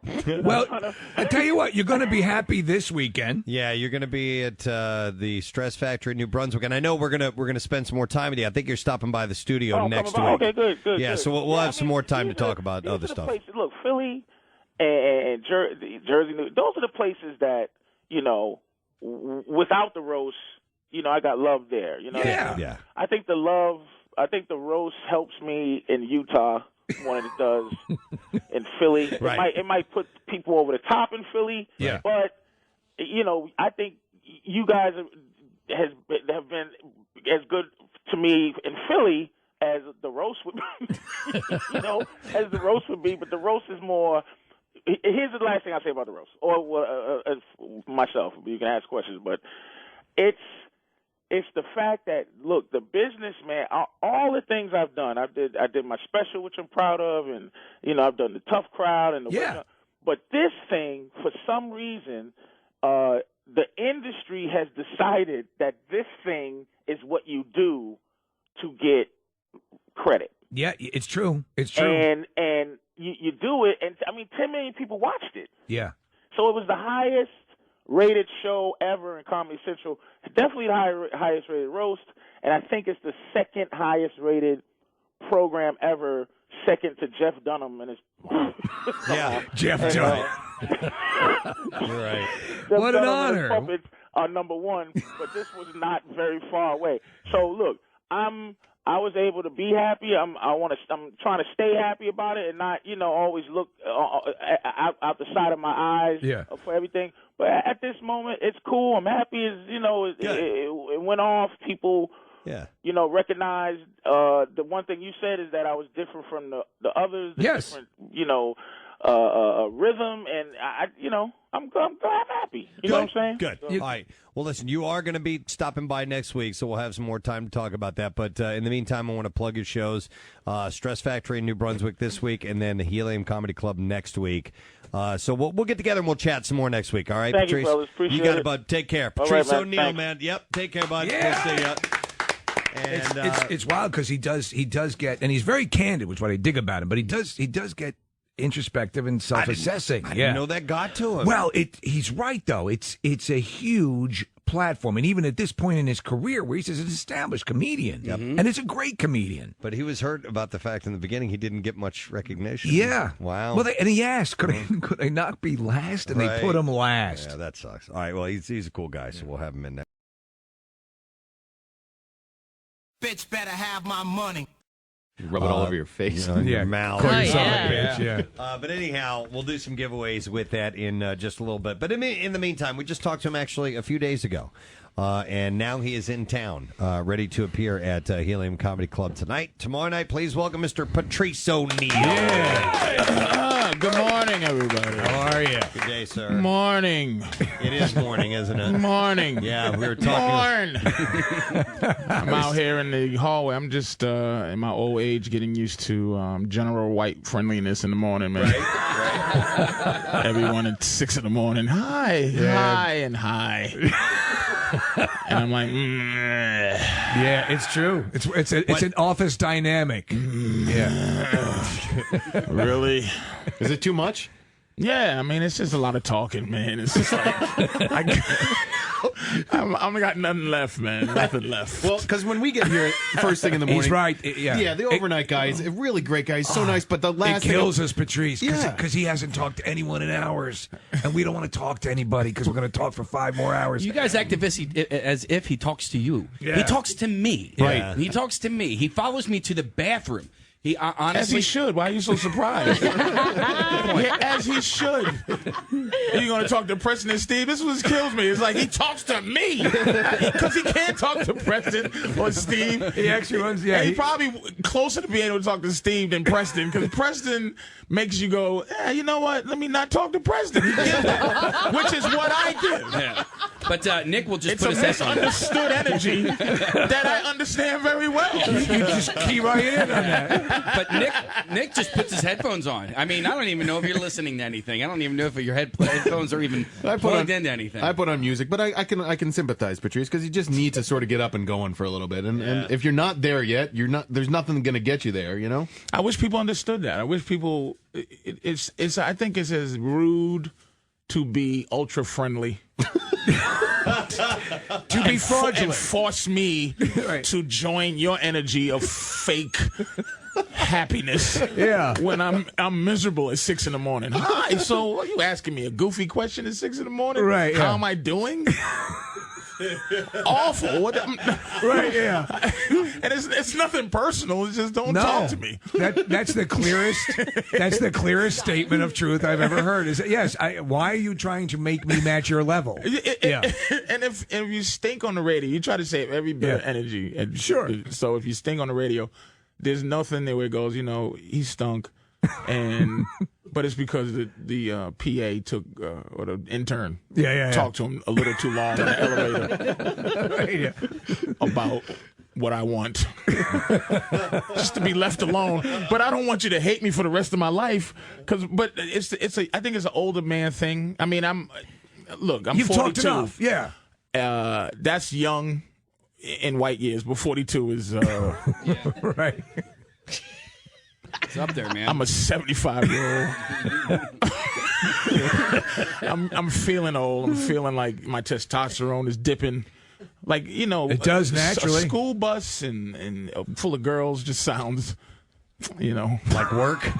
But my testosterone level's like.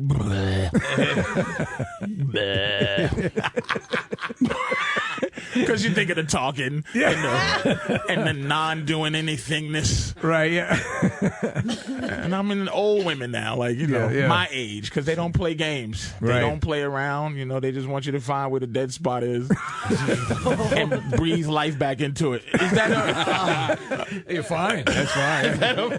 That's good. I know exactly what in you're your talking window? about. That's it. Okay. Yeah. There's a great promo that's on the Comedy Central site of you sitting with a bunch of women at the table. It's for your, I think it's for your. Oh, for the special, yeah. And you're saying there's not one working uterus at this table. Yeah, just really, I gotta put on my best shoes for you. I'm done with that, and I'm in the place now where I'm almost I used to be known for just I had girls around, and I love that. I went through from 28 because in high school I didn't figure out the whole thing that women actually like men for other things other than physicality. Right. So being a fat dude, my confidence wasn't really. I was like in high school, I'm like, Sure. But in high school, it was fair because young girls are not they're into hot dudes. Yeah. They get older and they go, wait a minute, I need a job. You know what I mean? Yeah. I got to find a guy that can give me good employment and a good future. Right. And they like us for personality and they're stupid like that. So it's like, it is what it is, man. I don't, you know, if you're a fat girl and you're hilarious, good luck to you as far as I'll talk to you. Yeah. But I'm not gonna, I'm shallow like that. So it's like, you're being honest. Women love you for other things. And once I learned that, I went on a rampage from about 28 to yesterday. when I start thinking about, and this is why I'm thinking about getting married, I started thinking about falling down the stairs and by myself, if I was alone and I fell down the stairs. You want a first alert. Who would care? Right. How long would it take for someone to check on me? Yeah. My woman within 2 days.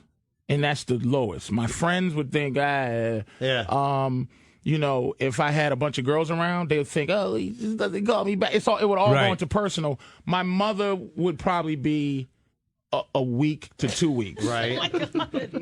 Because she knows that we talk, but it's not like if I didn't talk to her for a week, she would assume that I'm just on the road or whatever. It makes sense. After 2 weeks, still, I mean, my girl is the only one that would keep me. If I died by myself, I wouldn't stink if it was my girl. Right. That's it. That's the only one that really gives a damn right now. So I'm thinking about marrying her just because of that. Are you more aware of your own mortality now? Do you start thinking? Jesus Christ, man, I'm scared. Are you? Of getting he just went bit through by it. bugs. I'm scared of stepping on a nail. I'm scared to fall. Yeah. I'm scared to. I'm scared of anything that will physically happen to me. That's why I don't do the mean mug to men anymore, where it's like, what you looking at? Right. Like, everybody's like, MMA is almost like basketball now. Everybody wants to choke you and put you in their guard, and you just go, dude, what am I going to do except for shoot you if I had a gun and go to jail and then got to fight a bunch of whole place full of MMA fighters who didn't do the right thing with it. Right. Yeah. Wait, so you had a mean streak for a little while? You had to. Well, you were a football player too. You had to be. It was mostly black, and I'm gonna be honest with you. It was being black and being in Boston. Yeah. And you know, this is the thing. I know white people get tired of racial discussions, but they have to understand there's reasons. Yeah. And not every black person's paranoid. There's some reasons, and as you get older, you realize it's a farce. Racial divide is a farce. Right. So I go, damn. I learned a lot from white people. Sure. But if you grow up young and you go, hey guys, I like white people, you know, you're gonna pay for it. I got a lot. Larry Bird was my favorite basketball player. Whoa. So because I couldn't jump or run fast, so I emulated Larry Bird when I played. That was the only thing that enabled me to be competitive. Did you have to keep that on the lowdown? I didn't, because I was in Boston. I thought, but racism's so in depth, and so prevalent that in Boston you couldn't like Larry Bird. Huh. He was a white guy, and he was super white. Like he wasn't he wasn't cool dude white. Like he's Indiana white. He's an Indiana white guy. But I loved him. But you get a lot of grief. Sure. Like, what about Robert Parrish? Right. You go, oh, he's my favorite. Well, how could Robert Parrish be your favorite? He's the most unfun basketball player I've ever seen. But and then as you get older, you realize, oh my God, man. Yeah. Like I've been wasting a lot of my time, and I'm trying to catch up on that time I wasted by not growing as much as I can grow mentally. You know. I get the feeling you're the first to You're the first to be your own critic. You beat yourself up easily. Oh yeah, man. Yeah. I'm very fair. Yeah. I mean, I don't say a lot of things about myself that two things I'm pretty good at. I can read energy. 9 times out of 10, I'm good at reading someone's energy. Right. You know what to do. Be self-aware and go how to not annoy a person. Right. I try. And the second thing I'm pretty good at is knowing myself and knowing not how to, lie and put people in a position to call me a hypocrite. Right. You know what I'm saying? I try to be honest. You know what I mean? So at the end of the day, as I'm getting older and older and older, I try to teach people that. And you realize as I'm talking, here's what I hate about myself now. I'm becoming Like my girl has a kid, just my stepkid. Yeah. I'm becoming a dude that gives advice to young people and you see they don't care. Yeah. And I lived through that. And I said, I'm trying to help you so you don't live through a bad situation. And they look at you like you're stupid. Yep. I'm in. He does it. He's Preston. Patrice, you and I, here, yeah. we're in the same place. I'm 43. We're in the same ballpark. A lot of these things with mortality, and also I find myself starting to give out advice. And as I hear it coming out of my mouth, I'm thinking, you don't give a damn. You don't And care. it makes you more of a curmudgeon. Yeah. Because you go, you should be taking advice, and then they make you feel irrelevant by looking at you like you old. Right. And you go, and you can't hit kids anymore. You can't slap them in the face. No. And it's like, I don't want to be uncool to anybody. Right. So, now I'm starting to do older dude stuff, man. I'm you get a girl at the club, hey, you want to, to give me the signals, you want to, it's different. Again, the racial game. Black women don't go, well, hey, we going to the after party. Right. Black women go, what are you doing now? But here in Philly, you get a white girl and she goes, she's at the after party. And you just go, you start thinking like, I see the signals. All I have to do is behave myself. Right. Drink whatever I'm going to drink. Pretend it's liquor. I don't drink liquor. So I'm like, give me a half cranberry, half water. Don't say nothing. I'm sipping. And I'm waiting. And it's not. Is it worth it? Is it worth it? Is it really? You are speaking so true, because we have these singles mixers. And I've been married for a number of years now, and I'd be so lost. I'd be a dead man if I had to be out in the dating scene now. It would be ridiculous. And how old are you? I'm 51. You're 50. 52. See, this is the issue with being 52. I would think. Yeah. No 52-year-old man wants a 52-year-old woman. That's the thing. Yeah. So if you was to date 52-year-old women, if you was to date, it would be an easier thing, because 52-year-old women work from the bottom up just like 52-year-old men. They go, let's start with just sex. Right. And if it works out from there, it works out from there. Right. But I need sex. Sure. But you go 30 or 35, it's just... Because you're better than any 35-year-old woman that's dating. Right. You're Steve. Right. Of Preston and Steve. Patrice, isn't that going to be better than you? Isn't that going to be a little? Isn't that going to be a little pompous if I happen to say that? You should be pompous. People don't understand. You've earned pompousness. Twitter has messed up the idea that celebrities aren't better than you. Yeah. Wow. Yes. Wow, Patrice. Celebrities are better than you. Get real with it. That's the whole point. Wow. That's why you go through this struggle. You're Preston and Steve, and your residual power rubs off on... What's your name? Casey. Casey. Nick. And it rubs off. Oh, wow, you're that guy from Preston and Steve. Why do you think I've been around for 13 years, man? It's residual. Oh, my God, you're the guy that says things sometimes. Casey. And then you go, I run, I make sure Preston got all his notes. And I booked Patrice O'Neal on the show. There you go. Yeah.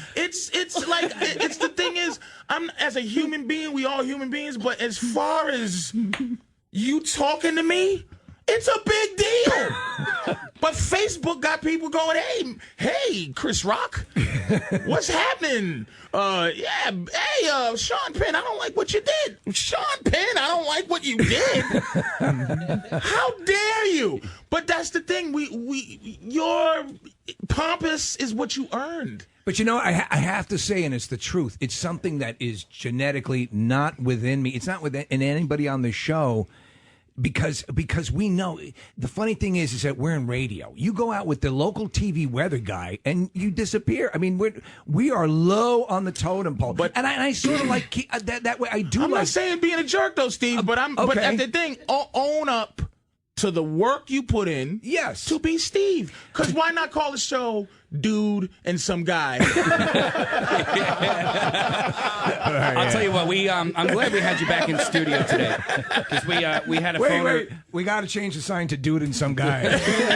I mean, we had you on the phone last week, and you know, sometimes like double dipping doesn't make sense, but to have you on totally does. And because, you know, when I came home from work, my wife, she was just raving about our interview with you. I told you about interview. it. Yeah. I told Patrice before the interview, Case, that then the last time we talked, you were talking about all of the sort of hand wringing and all of the stuff. The honesty, with the man. Sheen roast. Yeah. And people don't hear entertainers talk like that a lot. Because we're you know, I'm here with a PR person. Yeah. They when you get to a certain level, they try to protect you from not being famous. Yeah. And I'm very real. I've been around for 20 years, man. I went from a young boy to I'm graying, you know what I mean?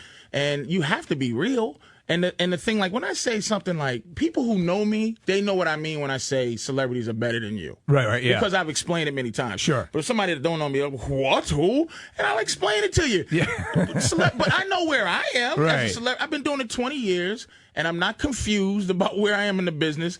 I have a decent living, but the thing is, you have to compare someone else's suffering. And this is another thing they make celebrities do. And athletes who make money. My suffering to me is my suffering. Right. If I get a 1 month prison sentence as opposed to your 50, I can't complain for the 30 days that I don't want to be in jail. Right. I complain about what makes me sad, and I'm happy about what makes me happy. I've made a choice to try to be where I am. It's not guaranteed. Right. But like the Charlie Sheen roast, I did it. I'm not going to be self-righteous. I said no to a lot of those roasts. Yeah. Because I don't like this whole thing where people don't really know each other and like each other. Like, I'm getting some people that go, oh, you were great.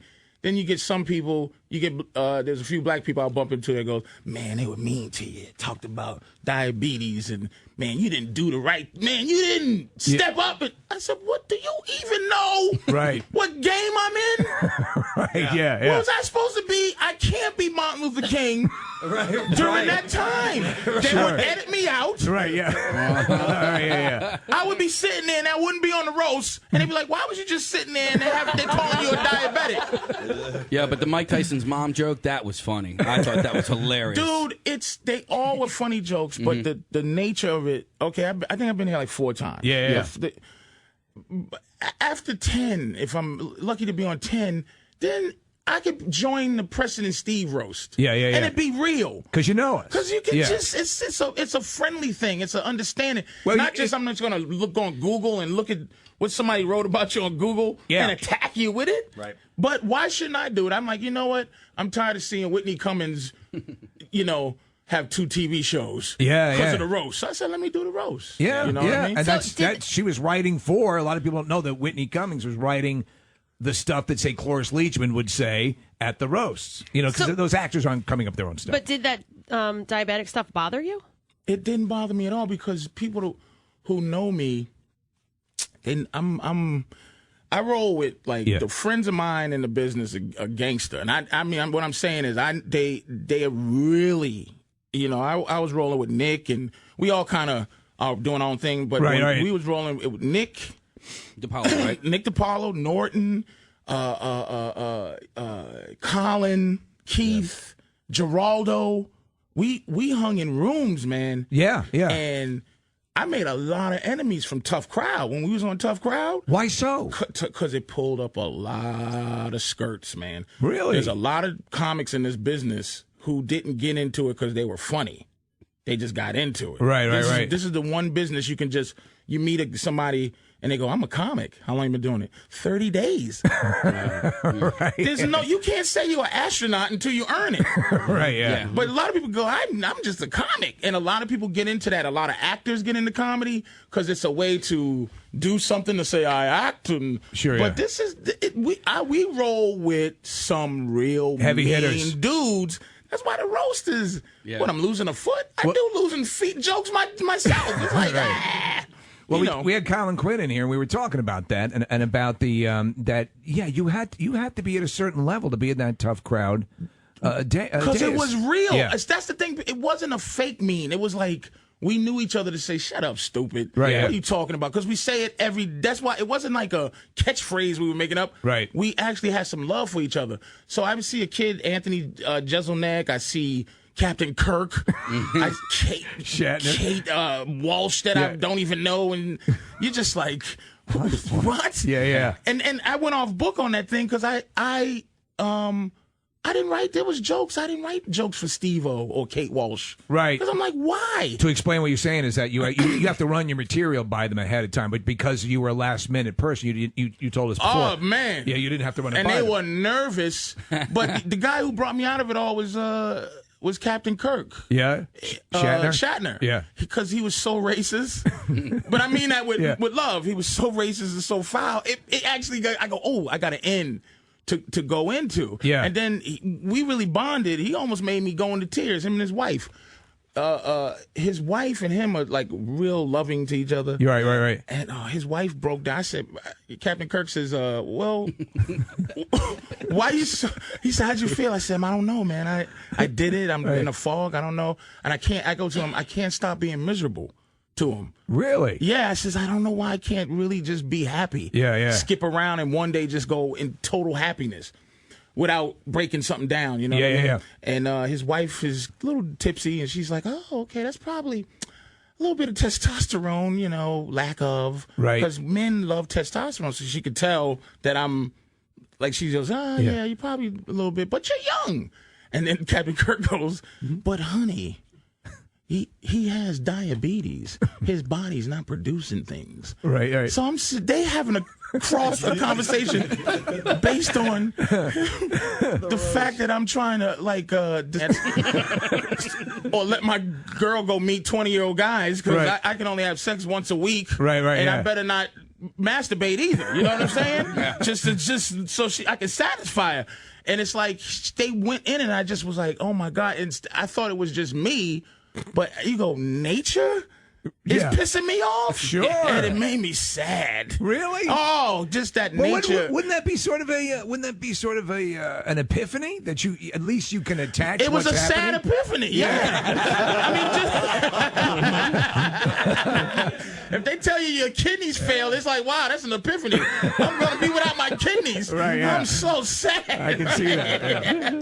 But it just the reality of it was beautiful. I think there was William Shatner was beautiful to me. That's very cool. It was not everybody else was bad, but he was beautiful, man. I like him. So I mean, going back to the whole thing, what you were saying, the wife and being honest, I think people enjoy that. Yeah. But here's the Twitter game. They abuse it, man. They abuse you by the information you give them about yourself. Sometimes that's the thing that makes you not want to be honest. That's the thing that makes you want to, when you see bad interviews. Yeah. They don't want to share. Well, let me tell you, because you come back and smack me in the face with my own honesty. You know what I'm saying? Let me tell you what I do. I mean, I just consider, I know my life. My life is boring as crap. So I don't, when I tweet, all of it is made up. It's all jokes and stuff. It's not, I don't do I'm eating a bagel now. You know, Right. I don't do that crap. To me, that's, you don't tweet, oh God, if I could kill and get away with it. Right. Yeah. Right. The proverb, yeah.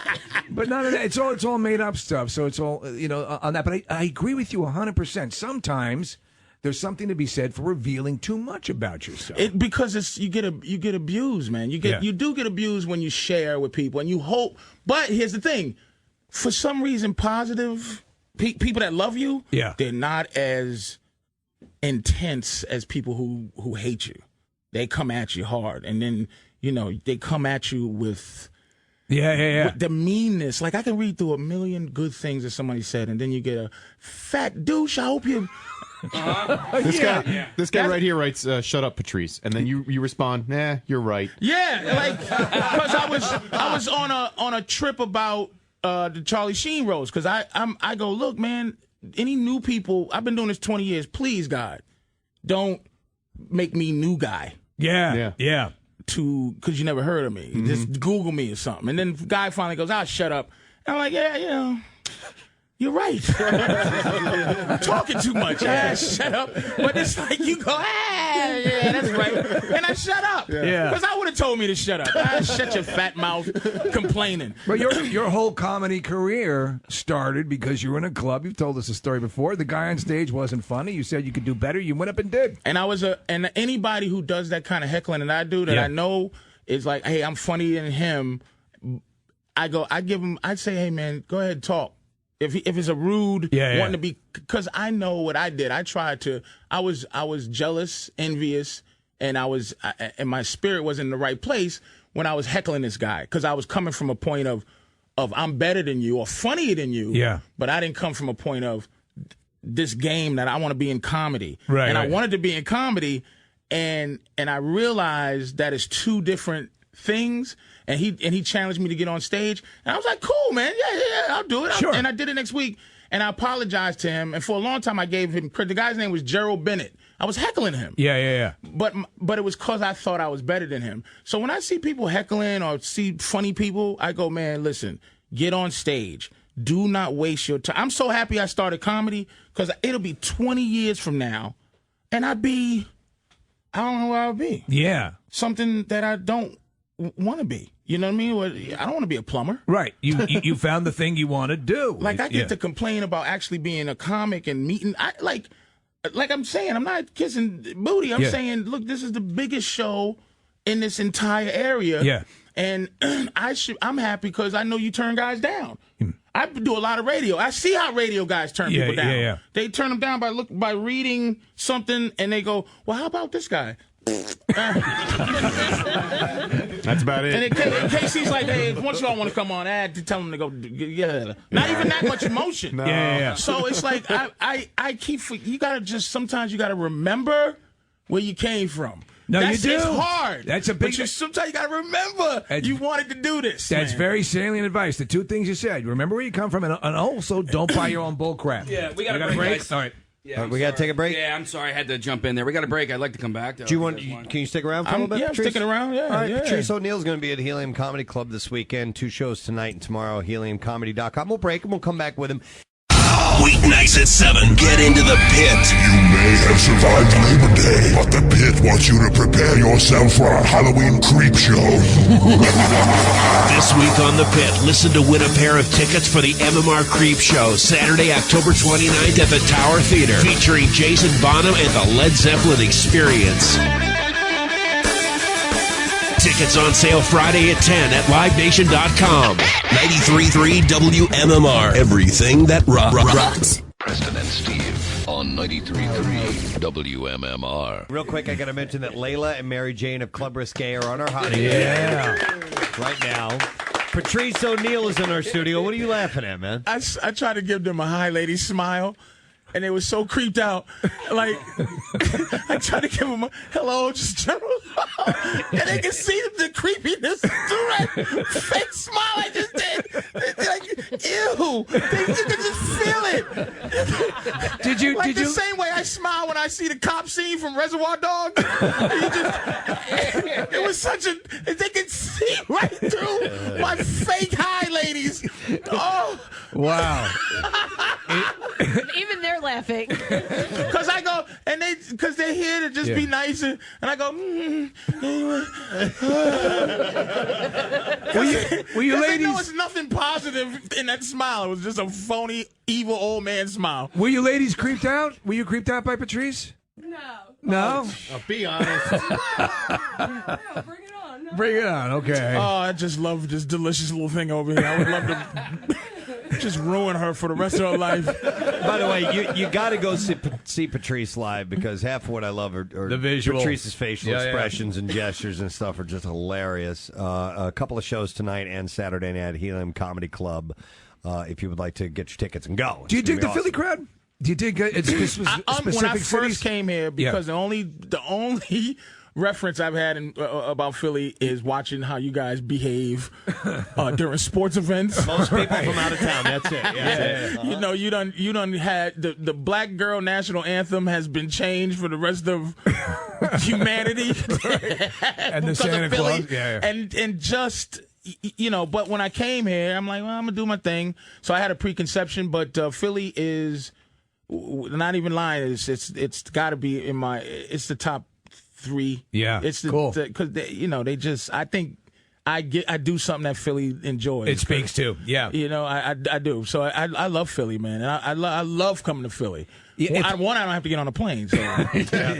Are you not a good? Well, are you not a good flyer, or you just don't enjoy the experience?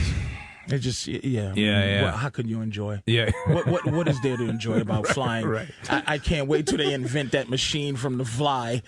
So I'll take my chances with a roach in there with me than one of these pilots who only get paid $15,000 a year. Or right. Yeah. Well, and being a bigger guy too, it's tough being comfortable on a flight. It's real tough. It runs to be expensive. It does, and people look at you like, well, who are you in first class? I go, look, because I'm here because my feet swell up. Yeah. And coach. Right. Yeah. I can't sit and coach. It's just I get sick. Right. Yeah. So it wears on you, that flying. So when I hit my run, I do a 1 year like a run where I go up from the top to the bottom. Yeah. Of the East Coast, and that's my favorite run. To do and then San Francisco.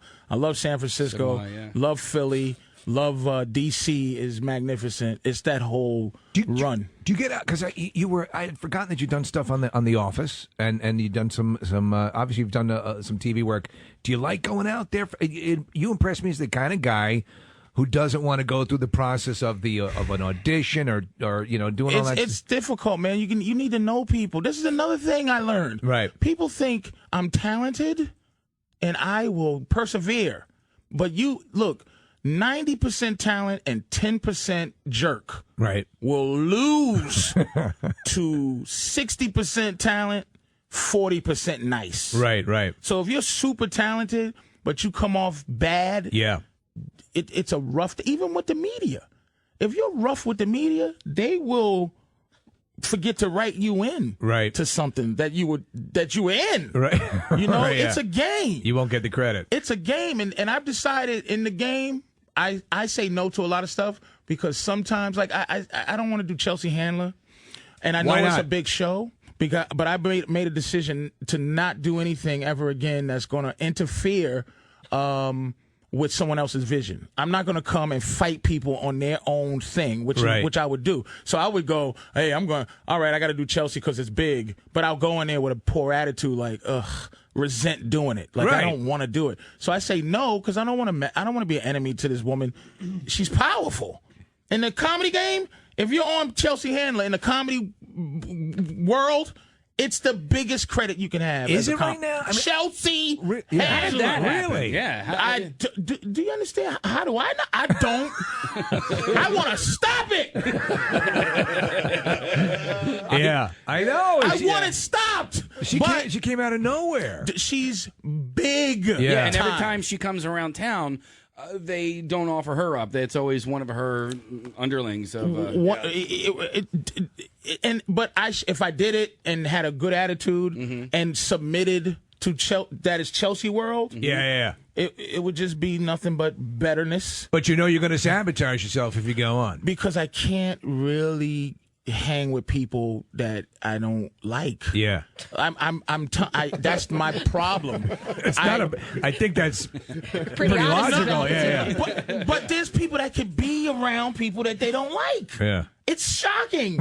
If I didn't like you and every day I'm looking at you, hey Steve, and you're like, what? I hate you, man. And then it's all right, 30 seconds. Hey Steve, how you doing? And it's because you got money. It makes you miserable, man. You're bringing up something, and we know just in this industry alone that we are the anomaly. That we like each other in morning shows, especially. There are morning shows, and people don't know that they'll be listening to them, and the people despise each other. It's shocking. That's why the Office, if I stayed on The Office, just shut my mouth and stayed there. Yeah. Go when I needed to go. Then Fame will call. I'm going to have a phone call. Hey, hello, Fame? Yeah. What you got for me? But, no offense to the kid, but I just said the kid, BJ Novak. Yeah. His face bothered me every day. It's just his face. Wow. And his age. I had a meeting with MTV2 recently. The two executives I had to meet with, one looked like a young Jennifer Lopez, the other one looked like a younger Mark Sanchez. Really? And they were the VPs and supervisors. And I'm just sitting here with a patch of gray hair, listening to them tell me the facts of life like it's like it's layer cake. And I'm going, this is not going to work out, man. I'm like, F 18 to 22. Yeah. They don't pay bills. Let them die. But people go, oh, self-sabotage. I go, because I know, look, man, I got no time to waste. Right. You were one of the. You were so true to yourself. You know what I mean? You listen to your instincts. Some people will second guess them and go think, against maybe them. I'm being a bad person by thinking, and this and that. But you roll with you. Why would I just, if I come in here in the morning, and I would go, I can't do it, because I would go, but if you go, okay, good. I could look somebody in the eye, connect with them, talk to them. Yeah. People like me here. And you go, oh, great, this is synergy. I love synergy. Absolutely. I do anything for free that has some synergy to it. I'm not a money guy. You got to get paid. But I'm like, that's why I go back to Tough Crowd. I love Tough Crowd. I loved it with all my heart. I haven't done anything since that I love with the as much as I love doing Tough Crowd. So besides Tough Crowd and besides all that stuff, what is the perfect Patrice gig outside of stand-up? A talk show. A talk show? That, would allow me to challenge people a little bit, but not make them feel super bad. But like I'd have a talk show. I'd like to have Mel Gibson on, and tell him, look, I agree with you on this level, and I didn't agree with you on this level, and talk to people. I like to talk, man. A nice talk show where there ain't a lot of dancing and ain't a band, and the thing that here's something I don't understand about the business that I want to understand. Why do we cater to the Midwest? I just want to do something that caters to the coast. Right. Where real people exist. Yeah. Do I care about Idaho? I don't care. Do you know how many numbers you got to get to be big time on basic cable? 3! A 3? You're huge. Yeah. Really? That 3 million people, you're big time. What's the boy? Daniel Tosh. Yes. Yeah. He just got a quarter of $100 million. He got 25 million, and he averages a 2.5 to a 3. He's the biggest show on Comedy Central. He does some pretty good. Yeah. Do you like his show though? I think a lot of people try to get me in war with that kid. I think he took that whole world and made it fantastic because he accepted it. Yeah. My big thing was when I did Web Junk, I hated internet people. Oh. So my angle was really, how much milk can you drink till you throw up? Really? Yeah. But I love that. Another Asian guy puts a firecracker in his butt. Seriously. Right. I love that approach, though, because you would do like all those things on. You would be a commentator on all those things on VH1, and I love your. I mean, I can't even remember what it was, but all you said was, really? And then you looked at the camera, and I'm like, really? That made a lot of sense to me. And they started to when I first started, it was under the radar, and I did what I wanted to do, and they go, wow, people watching it. That's when they go, okay, here you go, Patrice. We signed a deal with whoever owns these videos, and we need to be a little more ingratiating to the kids that are doing these videos. Right. So I go, what do you mean? Like, say that this guy who wiggles his fingers in weird ways is amazing.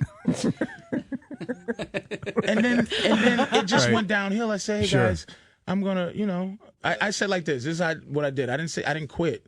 I just priced myself out of it.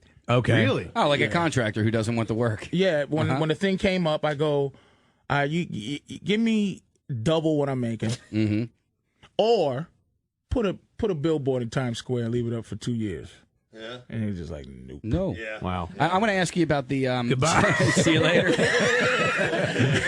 Because if I see another dumb kid do something dumb and it gets 12 billion hits, and I'm supposed to go, hey!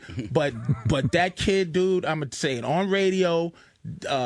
Daniel Tosh took that world. Yeah. It's nothing better ever, and probably after it's his world. He owned it. Yeah, I love his show. He also is kind of fearless on the show. He does a lot of, there was a one bit that he was doing with this gay naked massager, and the way this guy massages people is he gets naked and oils you up, and then he rubs his naked body on top of your naked body. Right. So the funniest part about it was at the end, the gay naked guy did it to Daniel Tosh, who was naked as well, and he'll do some things like that. He's an edgy dude, but here's what he has that I might have had in my life.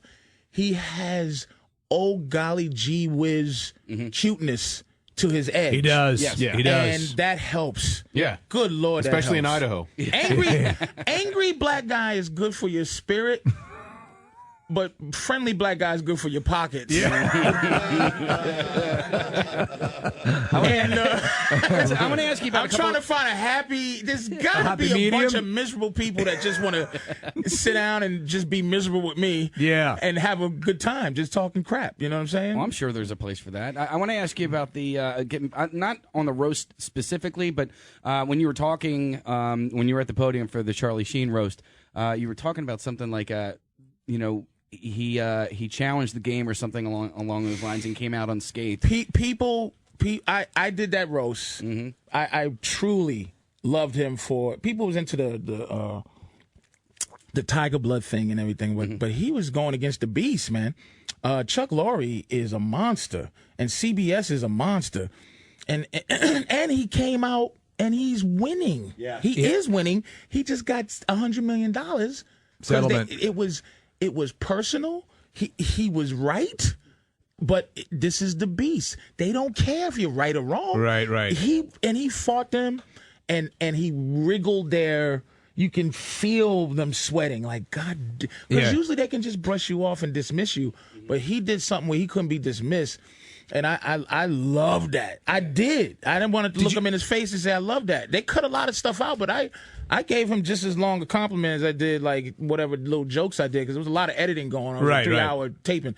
And I did it because look, again, not to be so righteous, they paid me, and it was 10 million people watched it on the first night. It was the biggest. Great exposure. It was the second biggest watched thing in Comedy Central history, second to Jeff Dunham. Are you kidding? Jeff Dunham's the number one. The ventriloquist? Number one show in the history of. Matter of fact, he got something like the third highest watched YouTube video of all time. Second, and this is why you have to cater to Idaho. Exactly. The number one is this goofy guy that dances. Yes. Yeah, the history dance. Yeah. Evolution of The dance. evolution of dance. And only people in Idaho can enjoy that. Any sophisticated person on the coast. Thank you. I didn't. Yeah. If you have any reality to you, this guy sickens you. But I think it's. There you go. It's up on the screens of the studio. What is it, like 300 million? Some retardedness? Yeah. I can't say No, it, you can. but It's all right. 181,402,618. I think that's the number one, or if it's not, it's number two. It's very, very high. Yeah. And I can't figure it out. I know that there's a phoniness that you have to have. Like, if I was to know that 180 million people would watch me if I did that, I would start crying knowing I wouldn't do it.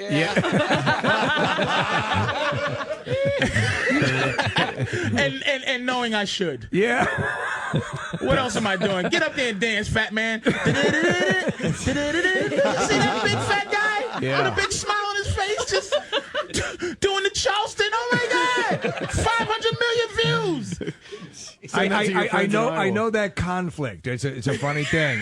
It's an internal battle that you wage with yourself. Like, I know I should, but I won't. And the sadness of my woman as I won't do it, and she goes, "Please just dance." You think I'm sticking with you for what? Please dance, boy. When's your video coming Patrice, have you ever thought writing a book? I have. Yeah. It's a matter of sitting down and start doing it. And again, I go through stages of my life. where I should have wrote a book and missed out is when it was my thing where I used to do this thing called Black Phillip, and it was a relationship advice, but it really was it wasn't a relationship show. It was, and I've had a lot of guys say, man, thank you. Yeah. It was a way to teach guys who weren't sexy how to have women. Yeah. And it worked. Because it's such a mental thing to get women. Well, the spell you just cast on these girls was. Well, once I'm creepy. See, that's what I'm saying. I wasn't creepy guy till recently. I got you. So now I got to figure out how to be creepy guy, and then boom. But Right. the mentality is, look how sexy this woman is here. Yeah. There's something bad happened to her, and something bad happened to all of them. Yeah. I didn't say it was all positive. No. You got to find what turns that thing back to her being rising above her sexiness. Right. As a man, where you go, I understand, and you are sexy, but there's going to be a time where I know the real you. And it's going to make me sick. So I'm going to have to find out. I'm going to have to teach you how to be better than after I'm done. Right. Okay. You have to rise above your own sexuality. Okay. And that's once you get that turned in their head, then they go, I want to know more. So do you have a boyfriend? Yes. But she runs him. You see how confident she is? Yes, yeah. Whatever. It's just something to have. Like a pocketbook. With the book process, you would probably have to deal with an editor or a publisher or something like that, and you're so fiercely independent. I can't imagine you sitting down and gladly accepting notes from somebody else. Here's the thing. I'm a collaborator. Are you? Yeah. I love synergy. Yeah. Right, So okay. I listen. But here's what I don't listen to people that don't know. And Right. you know immediately who don't know. Absolutely. And you just go, you don't know nothing. Isn't there a time if somebody says, guys, you know, the producers, you know, the big guy, they go, guys, you guys are number one. You're amazing. Oh, where they just go, we trust you. Yeah. We know you want to be number one. There's nothing I can add. We've got that now. You gotta work to get that. So I'll take that thing from a book, but I go, trust me, I've been saying things like this for years. I've been thinking like this for years, and the streets tell you how to. People on the streets will tell you what they think, and you go, trust me. I take your advice as a business person, but take my advice as a person that knows people. Let me do this my way. If it fails, because there's a big thing now about there's no black shows on TV. Like there's just no black shows. And I met with FX, and I'm working with something with FX, and they're great over this guy. Longroff is amazing. He's magnificent, this guy, John Longroff. Okay. But I just want to go, look, Did he do the Louis show? He's the guy. Oh, he's FX. Okay. That guy, He's whatever the main dude. Yeah. you watch on FX, he's the man. But I just go, look, man, just try. Every black show has to be amazing. It doesn't. Just put on black shows. If they stink, cancel them. Right. Don't always make it like this has to be the magnificent black show. All right. When they put on Big Lake on Comedy Central, you probably never heard of it. It is the most offensively bad show ever. Right. And I say offensively because it offended me that it was this bad. Yeah. It wasn't edgy. It didn't do anything inappropriate. It was just inappropriately bad. Trying too hard. And they let bad white shows on all the time. I'm just like, put me on. Let me think that I'm doing what I want to do. And just wait. If it stinks, take it off. Yeah. That's what you do. It's going to make money anyway. That's what you do. Get them all. Just if Patrice, this ain't working. I've heard that before, sir, and I'm going to persevere because I got no plan B. Yeah. right. As much crap as I talk, where am I going? Oh my God. That is a dynamic that works a lot of times. I found it in my life when you set up a dynamic where you have no plan B, it forces you to make A work. I got nothing. Yeah. So I do enjoy. To people who don't know me, I love this. But at the same time, I complain. I can complain. You know, so I appreciate everything. Well, you're freaking hilarious, dude. I don't want to wrap this up. I have to. It's fine, man. I like to. Can I'm going to be quiet, but can I watch what they're going to do? Yeah, absolutely. He's talking about Layla and Mary Jane. I'll shut my mouth. I just want to look at Club Risque. But Patrice has got 2 shows tonight and 2 shows on Saturday. It's only $20. I mean, man, go see it. Is a great club, and you got to see. You got to visually see. You do. the wonderment that is the Patrice O'Neal facial expression.